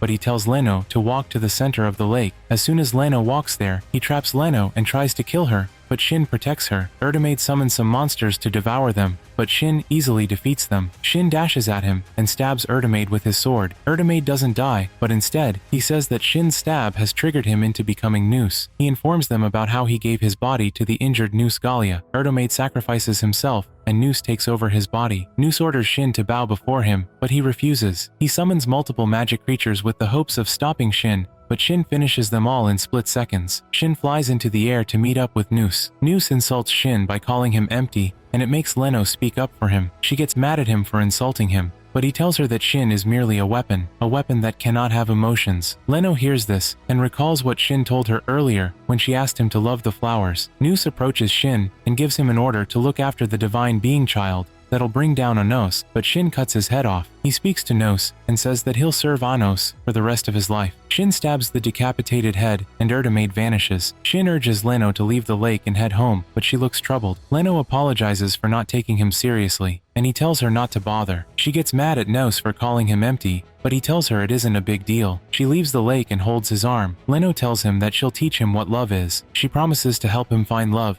and he agrees after asking her if it is in order. 2,000 years ago, a child runs into Dellsgate to see Anos, but he is stopped by the guards. He tells them, but they inform him of the passing of the Demon King. Anoshu walks along the spirit garden and sees Leno. They walk together, and he asks her a question about rumors, if they can be changed. Leno says that she isn't sure, since a spirit is born out of rumors and lore. Anos concludes that it won't be easy for him to defeat Avos just by changing rumors. She says that if the new rumor manages to match the initial one, then it is possible for the new rumor to override the previous one. Shin and Lai spar at the Valley of Flowers. Leno asks that Shin should join her in wedding the flowers, but he coldly refuses. Lei advises him on what to say to cheer her up, and he does so. Lei tells him that the manner he communicates with Leno matters. The two of them duel, and Shin says that he has noticed Lei's improvement over the past days. They attack each other, and they perfectly parry themselves. Shin shows Lei a different technique and attacks him with it. Rei parries the attack but gets cut on the shoulder. Shin tells him that it's a mysterious art that keeps on cutting things in the past. Rei asks if it worked against Canon, but Shin tells him that he invented it after his loss. Shin meets up with Leno and joins her in watering her plants. Unfortunately, the plants die, but she doesn't get mad at him, and it surprises him. Anoshu speaks to Misha. The little spirits inform him of a headless creature they saw not too long ago, and it piques his interest. He asks for where the creature is, and they inform him that it is outside a hearthurn. Anoshu suspects it to be Erdemaid, so he and Misha leave a hearthurn in search of him. Misha concludes that the Nos admires Anos to the point that he wants to surpass him. Anos tells her that it is ridiculous, as there is no one as strong as he is. Anoshu walks along the streets of Dellsgate. He speaks about the divine beingdess of creation, Militia, and how she's one of the few allies he has. They walk towards the gate of his castle, and he sees a child being carried away by demons. Anoshu notes to Misha that the child will later become the seventh head of the land of the heroes. The guard takes out his anger on the child in an arena for the loss of his family. Anoshu and Misha watch from afar, and Misha asks if he won't save the child. Anos says that it might affect their timeline, so they should watch. The demon tries to kill the child, but Anoshu interferes. Anoshu heals the child and speaks to the guard. He asks why he is taking out his vengeance on a child. The guard decides to attack Anoshu, but he doesn't evade it. Anoshu gets attacked. The guard tries attacking him once more, but Anoshu uses his demon eyes to destroy it. The guard cries as soon as he recognizes Anos, and says that it's been difficult without him. The guards say that they cannot just forgive the humans for what they have done. The remaining knights see that Anoshu is Anos, so they bow and revere him. He orders them to wait until 2,000 years. Anoshu carries the child to meet up with Misha, and she smiles at him, saying that she knew that he'd save him. Anoshu drops the boy in a tower and sees the shadow of the Sword of Destruction. He suspects that someone from the past must have predicted that he'll be here. Anoshu picks up the sword through the shadow and transforms into an adult. The boy sees him and hugs him while crying. He informs Anos about how a group of creatures attacked his squad. Anos tells him about his plan to make him go undetected. He says he'll have to kill and resurrect the boy, Igareth, and he'll need the boy to spread a rumor for him. He tells the boy to spread a rumor about Avos de la Via. Anos changes the boy's memories and sends him off to spread the rumor. As soon as the boy leaves, an imprint appears on the wall, and Anos reads the text, which is addressed to him. Anos suspects that Shin may later fall in love, but Misha doubts him. They wait until the night, and a new text appears on the wall, informing them about the whereabouts of Erdomaid. Anos suspects the text to have come from Militia. He says that she has her eyes on the world. Anos takes Misha along with him to the cemetery. He shows her the graves of lots of his members. He tells Misha that they fought for him until they were wiped out. He says that he grew stronger for their sake and made hard decisions, and that's what earned him the title of the Tyrant Demon King. He says that no matter the power he gains, he can never regain the lives of his lost comrades. Anos speaks to the graveyard and says that he has good news for them. He tells them that he would have loved for them to gaze down at a town with him. Misha uses magic to transform the graveyard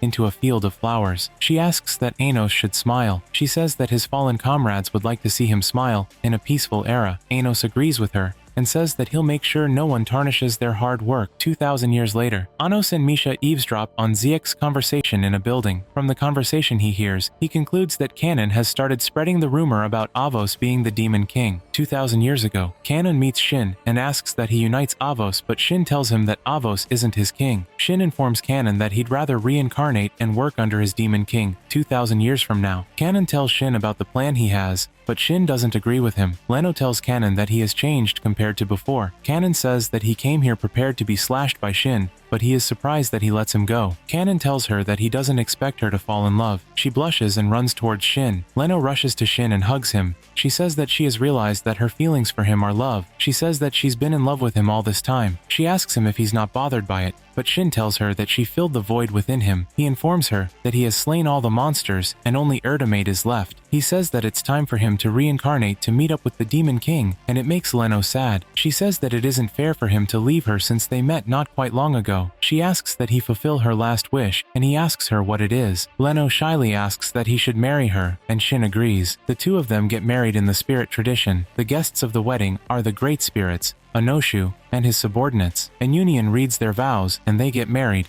and the crowd cheers them on. Shin and Leno stand outside her room window. Shin thanks her for trying to teach him about love. He says that their wedding happened without a hitch, and plans to leave, but the little spirits interrupt him. They shout to him that he has to fulfill his duty on the wedding night. Leno gets embarrassed, and the spirits leave them. She asks if they go to bed, but quickly brushes it off. She asks that he tell her about how he encountered Anos. Shin explains to her how every opponent he fought felt like a weakling to him. He said he didn't know about love, and one way or the other he found himself facing the Demon King. He says that he unleashed 100 sword strikes, but none of them reached Anos. For the first time, he found himself interested in his opponent. He asked Anos why he was so strong, and Anos said that it was to protect the ones he loved. Shin was asked the same question, but he said he was strong for no reason. He recalls Anos reaching forth his hand and asking that he serve him. He tells Leno about how Anos gave him a reason to fight and welcomed him into the Demon Clan to serve as his right-hand man. Leno sees the determination in Shin's eyes to leave and serve his master. She feels so sad that she holds his hand and tells him that she doesn't want to just sleep that night. Shin agrees. A while later, Shin rushes over to Leno as soon as he hears that she collapsed, and Union explains to her that she is carrying a baby. He asks that she spread rumors about her child so that it survives for a long time. Shin breathes a sigh of relief, and Leno thanks him. She says that she's happy for the child he gave her. She calls the child the love he has for her. She asks that he name the child. Shin says that if the child is a boy, he should be called Gord, but if it's a girl, she should be called Misa. Shin reconsiders staying with her,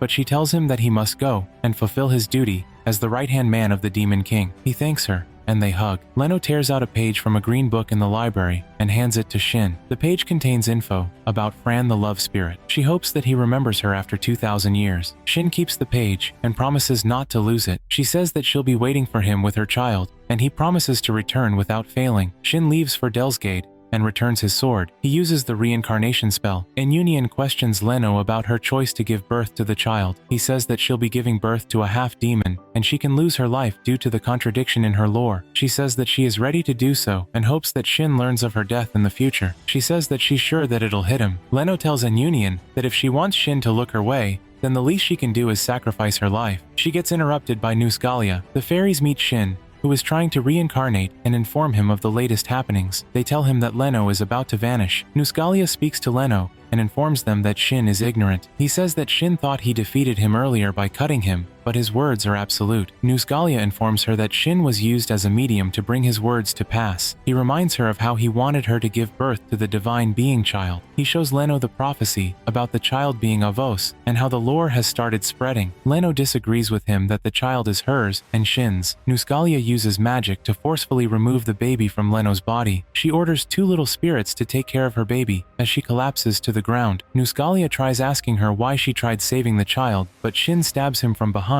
and he disappears. Shin meets up with his wife who is lying on the ground. She apologizes to him and tells him that the child isn't his. She reveals what Nusgalia told her and asks that he kill the child once it is sent to the future. Shin refuses and vows to protect the child. He names the child Misa and says that he'll protect the child even if it goes against his master. Leno tries speaking, but she can't talk anymore. She stares at him and tries apologizing and thanking him, but the words won't come out. Her tears drop on the ground and flowers bloom from them. Shin holds her and watches as she disappears. He stabs his sword in the valley and calls himself a fool. 2,000 years later, Anos appears with his subordinates. He watches as they all cry over the tragedy that occurred years ago. He informs them that it is all over and he'll be getting it back. Melhace plans on executing one white uniformed student at a time. He asks that Anos should come alone if he ever plans on saving them. Anos puts magical tools on Sasha and Misha. He says the tools will prevent them from being spotted. Anos plans to go alone and face Melhace, while the rest of them find the sword of destruction. He asks Lena to come with him. Sasha and Misha are at the execution ground of the hybrid students. They see that all the emperors are present. Melhace selects a girl to start with, but a boy speaks up and says they should pick him instead. The royal in charge of picking the students mutters some words to the boy,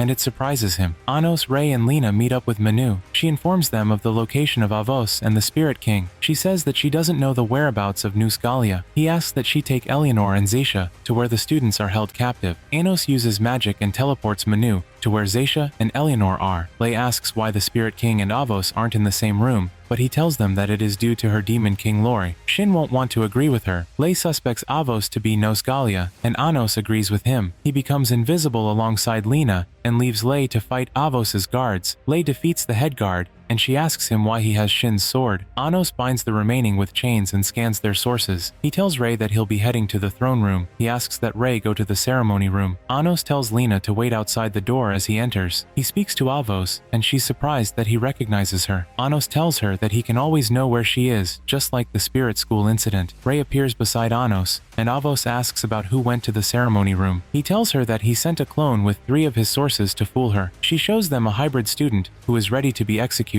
Avos says that the student was Igareth in the past. She tells him of his plan to execute Igareth. Anos smiles at her and asks if she's afraid of taking him head-on. Avos orders Nihid to proceed with the execution. Sasha and Misha plan on neutralizing the 7 emperors at once. Nihid asks the boy for his last words, and the student says that Avos is an imposter. He says that he knows the true Demon King to be kind and not discriminate. Nihid asks if he is done, and he agrees. Nihid creates black flame magic and sends it towards the boy. Misha and Sasha nod at each other to use magic, but the flame crashes at the arena and creates a smoke screen. Melhace warns him of his action, but Nihid calls himself Davidra. He calls Anos the true Demon King. Melhace corrects him, but Davidra tells him that everyone has been brainwashed. Melhace orders the remaining 6 emperors to kill the hybrids. The hybrids fend for themselves against the emperors, and it shocks them. They introduce themselves as reincarnates of the demon army 2,000 years ago. Davidra fights Melhace, but gets protected by Igareth. He remembers the human child he beat up in the past, protecting him now. The students try attacking Melhace, but he easily counters them. Melhace tries killing them off, but he gets turned into an ice cat by Misha. She makes a Del's Gate ice castle. Anos sees through the orb that Avos displays that his people are winning. She tells him not to get carried away, and shows multiple locations where the hybrids are trapped. She tells Anos to try saving the students, and she'll be waiting to take him on with his sword of destruction. Anos points out a fact to her, and says that Anoshu Poltikol is the code word. Avos watches as students betray her as soon as they hear Poltikol. He commands everybody under him to team up with Eleanor. Ray attacks Avos, but she evades him. Avos realizes that Anos changed the past and says so. Anos asks that she get serious about their battle. She says that she knows everything that'll happen, She asks that Kanon should slash her with his sword. Anos agrees but interrupts as soon as he notices the presence of Genel. He captures Genel and sees Shin inside. Anos speaks to him, and he brings out the Sword of Severance to battle Anos. Anos asks Shin his purpose for fighting, and Shin says that he knows it all. Anos asks why Shin points his blade at him. He says that he'll destroy Avos but save Misa. Shin sighs and says that he knew Anos would say what he thought. Anos tells him that if he had been there, he would have ordered him to do the same thing. Shin asks that they pick up from where they left their battle over 2,000 years ago. Anos asks if he is willing to die, and he says that he'll rather die to him than anyone. Shin tells Anos that he protected Misa from the shadows and is pointing his sword at him. He believes that as long as Anos is around, Misa will be saved. He says that he's searched about and come across a lot of people. Shin hands Anos his sword and kneels for Anos to kill him, but Anos appoints him as his knight and hands him the sword. Anos offers his right hand to Shin, and Shin tries slicing it off, but it bleeds. Anos breaks the blade, and Shin says that some things are beyond him. Anos corrects him that the reason he couldn't slice the hand was because he tried to be a demon rather than a sword. Anos expatiates that Shin has been through hell for over 2,000 years. He tells Shin of his father and how he's a nitwit. He says that he is sure of the love his father has for him. Anos calls his father's love the unchanging fact in his life. He says that Shin shouldn't rob his daughter of her father. Shin asks if Misa will acknowledge him as her father, but Anos tells him of how she has always been expecting to reunite with him. Anos stretches forth his hand and asks that Shin join forces with him. Shin obeys and says that Anos has gotten kinder and stronger. Rei dashes at Avos and attacks him with Geo Graze. Rei cuts her attack into two, and she smiles at him. She calls him Kanon and asks if he can destroy her. She fires a red lightning attack at him, but he tries cutting her. Rei blames himself for creating a fake demon king. He calls her a sad being and says that he wishes that she was never born. Avos smiles at him and holds his face. She says that without her, Misa can't be alive. She tries brainwashing him, but it doesn't work. He calls Avos the fake one between her and Misa. He attacks her with his sword, but she stabs him with her hand and breaks. Avos uses the Degzeld on him, but he negates the effect using the light from Evan's mana. He attacks her with it, but she binds him with chains. She talks about how Evan's mana is a gift of the divine beings, and its effect can be negated by a word from a divine being. Nusgalia appears and informs her about the other clone he has defeated. Misa says that Lei currently has one core and tries eliminating, but Shin stops her. Shin and Anos arrive in time to stop her. Nus speaks to Anos, but he finishes him off with a single blow. Avos tells Anos to watch his step, but he tells her that he'll have Rei play with her. Rei breaks free from the chains and attacks her. Anos speaks to Nusgalia and asks if he is afraid. Nusgalia gets up and says Anos spews useless words for thinking a divine being like him can be scared. Nusgalia awakens and shows his true form. He tells Anos that most of the spells in Dellsgate have been overwritten to his favor. He flies above them and tells them that they'll need the power of destruction to destroy a divine being. Anos flies and gives Shin the chance to fight him. He fires an attack at Shin. Shin stabs him, but he regenerates. Nusgalia stares at Shin and covers him in flames. Shin fends off the flames, and Nusgalia brings out a sword to strike him. He hits Shin in the chest, and a page flies out. Shin recalls his moments with Leno and tries picking up the letter, but Nus stabs his hand to the ground. Lena feels the effect. Nusgalia speaks down to Shin and says that he fulfilled his job 2,000 years ago. Nus sets Shin ablaze and calls him foolish. Lena speaks up and calls Shin her husband. She corrects Naus that Shin isn't stupid, and he hasn't failed in killing his words. She transforms into Leno, the great mother of spirits, and says that the love she taught Shin was never corrupted by a divine miracle. Shin sees that it's Leno and calls out to her. She thanks him for waiting for 2,000 years. Nu says that Leno temporarily borrowed the Love Fairy's body. He battles Shin, and Leno summons spirits to fight him. Nus feels insulted and uses magic on them, and it makes Leno summon minions to help her out. Leno takes the arrow from one of them and shoots it at Nus, but it doesn't work. The minion saves the spirits from Nus, and the grandmother tree appears. She tells Leno that she temporarily borrowed Fran's body to come back. She turns into spirit particles and empowers Leno. Leno uses the magic to boost Shin's abilities. Shin uses 2 swords to face Nus and overpowers him. He uses Genel's ability and multiplies himself while fighting Nus. Shin stabs him, but Nus tries commanding him to bend to his will. Shin breaks his core and he bleeds out. He finishes him off, while Anos keeps holding up a magic circle. Lei fights with Avos, and she tells him that his fighting style hasn't changed. She informs him about how he has only one source and warns him to stop if he doesn't want to die. Lei says that he can't,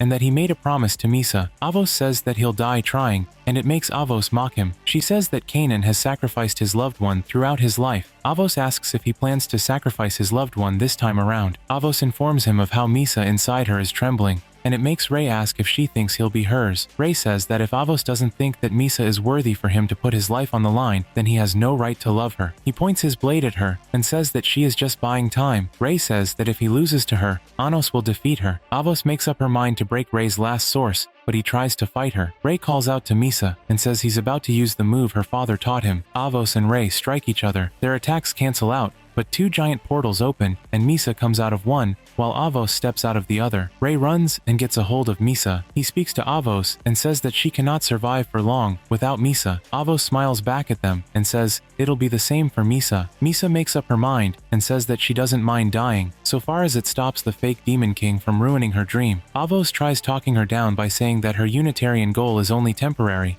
and it'll only work because of Anos. Avos tries convincing her that Lei doesn't love her, but Misa refuses to believe it. She speaks well of how Rei chooses to hurt her, despite being so reluctant to. Avos gets tired of them and attacks them with Geo Graze, but Rei cuts her and the attack into two. Avos escapes and says that she has acquired the Sword of Destruction. Lei stabs her, but she cuts him with the sword. Rei lies on the ground with his chest injured, and Misa runs to him. Avos attacks them, but Anos, Shin and Leno arrive in time to save them. Anos speaks to Avos and says that she's too late to save herself. Avos laughs at Anos for saying that she's playing hostage, and it's too late for her. She says that she has his strongest weapon, and he has lost his name and castle to her. Avos tells Anos that he has even lost his symbol of power, now that she holds the Sword of Destruction. She asks if he thinks he can defeat her, and it makes him make fun of her. Anos asks Avos if acquiring a ragged stick has boosted her confidence. She tells him to use his power to prove how strong he is, and not words. Avos says that she'll be happy to finish him off in an instant. Shin and Leno teleport as soon as the two demons start to combat each other. They use Geo Graze, and it causes a massive explosion. They throw magic at each other and cancel each other out. Anos uses his demonic eyes as soon as Avos tries attacking him with the Sword of Destruction. As soon as he parries it, he shrinks into the ground. Avos mocks him and tells him to be gone, but he stabs her as soon as he enters the ground. Anos asks her if she thinks that wielding the magic Sword of Destruction is enough for her to beat him. Avos asks him why she cannot see the bottom of the abyss, and he says that she is a fake. He grabs her source and breaks it. Avos screams and collapses. She wakes up and throws a crystal into the air, and Nusgalia appears. Avos stabs herself with the Sword of Destruction and says that she's fulfilling the prophecy. Nusgalia explains to Anos how the divine being of destruction has been restored due to Avos. Delsgate floats above the ground, and the dusk becomes bright as day. Nusgalia and Anos speak about the world not needing a divine being. Nusgalia tells Anos that he cannot protect everyone, no matter how much Anos deviates. Anos tells him to step back, and it makes Nusgalia experience fear for the first time in a long while. Nus tells Anos not to kill him because it will set the world on the path of destruction. Anos teases him and says that he is scared of being destroyed. Nus tries to deny, but Anos commands him to laugh within 3 seconds. Nus obeys, and it makes an announcement that he isn't in order since he wishes to live. Anos stabs Nus' chest and grabs his source. They form a pact, and it makes Nus question him. Anos tells him that he'll be transferring all his divine attributes to Erdomade. Nus says that the divine attributes aren't something that can be handled by a mere demon, but Anos informs him of what Erdomade had been doing for the past 2,000 years. Anos says that Erdomade has been trying to acquire divine powers and sync them with his source. Nus curses at Anos for disrupting order and instilling fear into him, but Anos turns him into an insect. Erdomade reappears and kills off the insect. Delsgate returns to the ground, and the war stops. Leno wakes Misa up, and Misa sees her mom. Her mom tells her how much she loves her before disappearing. Leno appears and thanks Shin for everything. He sheds a tear and says he loves her. Misa cries and asks that Fran should bring back her mother. Anos arrives and tells her that he can restore her mother. He says that he has to save her first. He tells her that since she's been separated from Avos, her source has started disintegrating. He asks Anos to kill Misa, and it frightens her. He calmed her down, and Anos prepared a magic circle. He explains that he plans on making her a full spirit, and by spreading the rumors about her in the human realm, her tradition is supposed to keep her alive. Anos restores Leno and Miss. The two of them appear as spirits, and Shin sees them. Misa sees her mother and hugs her. As soon as Leno lands, she turns the ground into a valley of flowers. Some days later, Misa wears the attire of Avos. Rei meets up with her and tries calming her down. Anos speaks to Shin and asks if he has spoken to his daughter, but he denies it. He urges Shin to speak with her, and he goes to meet her. Misa sees Shin and is nervous around him. She says that she'll try her best when facing the crowd, and Shin encourages her. He tells her that he's been watching her the whole time. He says that she has become a strong woman, and he believes she won't cave in. Misa hugs him and says that she is fine. Anos walks to address the crowd. He tells them about how they battled humans and spirits 2,000 years ago. He declares the end of the war between other species. Anos introduces them to Kanon, the hero of Azishion, Leno, the great spirit of Aharthurn, Shin the right hand of the demon king of tyranny, and Misa, who was said to be the rumored demon king. Anos lifts his sword and declares that there isn't any need for blades of hatred. He says that they should use their hands to hold their neighbors instead. The crowd cheers for him as he issues a decree. Anos tells the people of Dilhad to come to him if they are ever troubled. He says that his country will not tolerate hardship, malice, and tragedy. Anos' fan club climbs the stage and sings for the Demon King. Rei and Misa act all lovey-dovey, but Shin interrupts. He asks Rei about what is bad about Misa, and it makes Misa call her mother for help. Misa's mother worsens the case by agreeing with Rei. Misha and Sasha meet Anos in his castle. They congratulate him on his job well done. The girls point at the sun and ask him how everyone is still alive despite it shining on them. Anos says that the Son of Ruin didn't see them as their enemies. Sasha doesn't understand and asks that he explain better. Anos realizes that a part of his memory is missing. He asks Misha if she remembers the sword of destruction they saw in the past, and she affirms.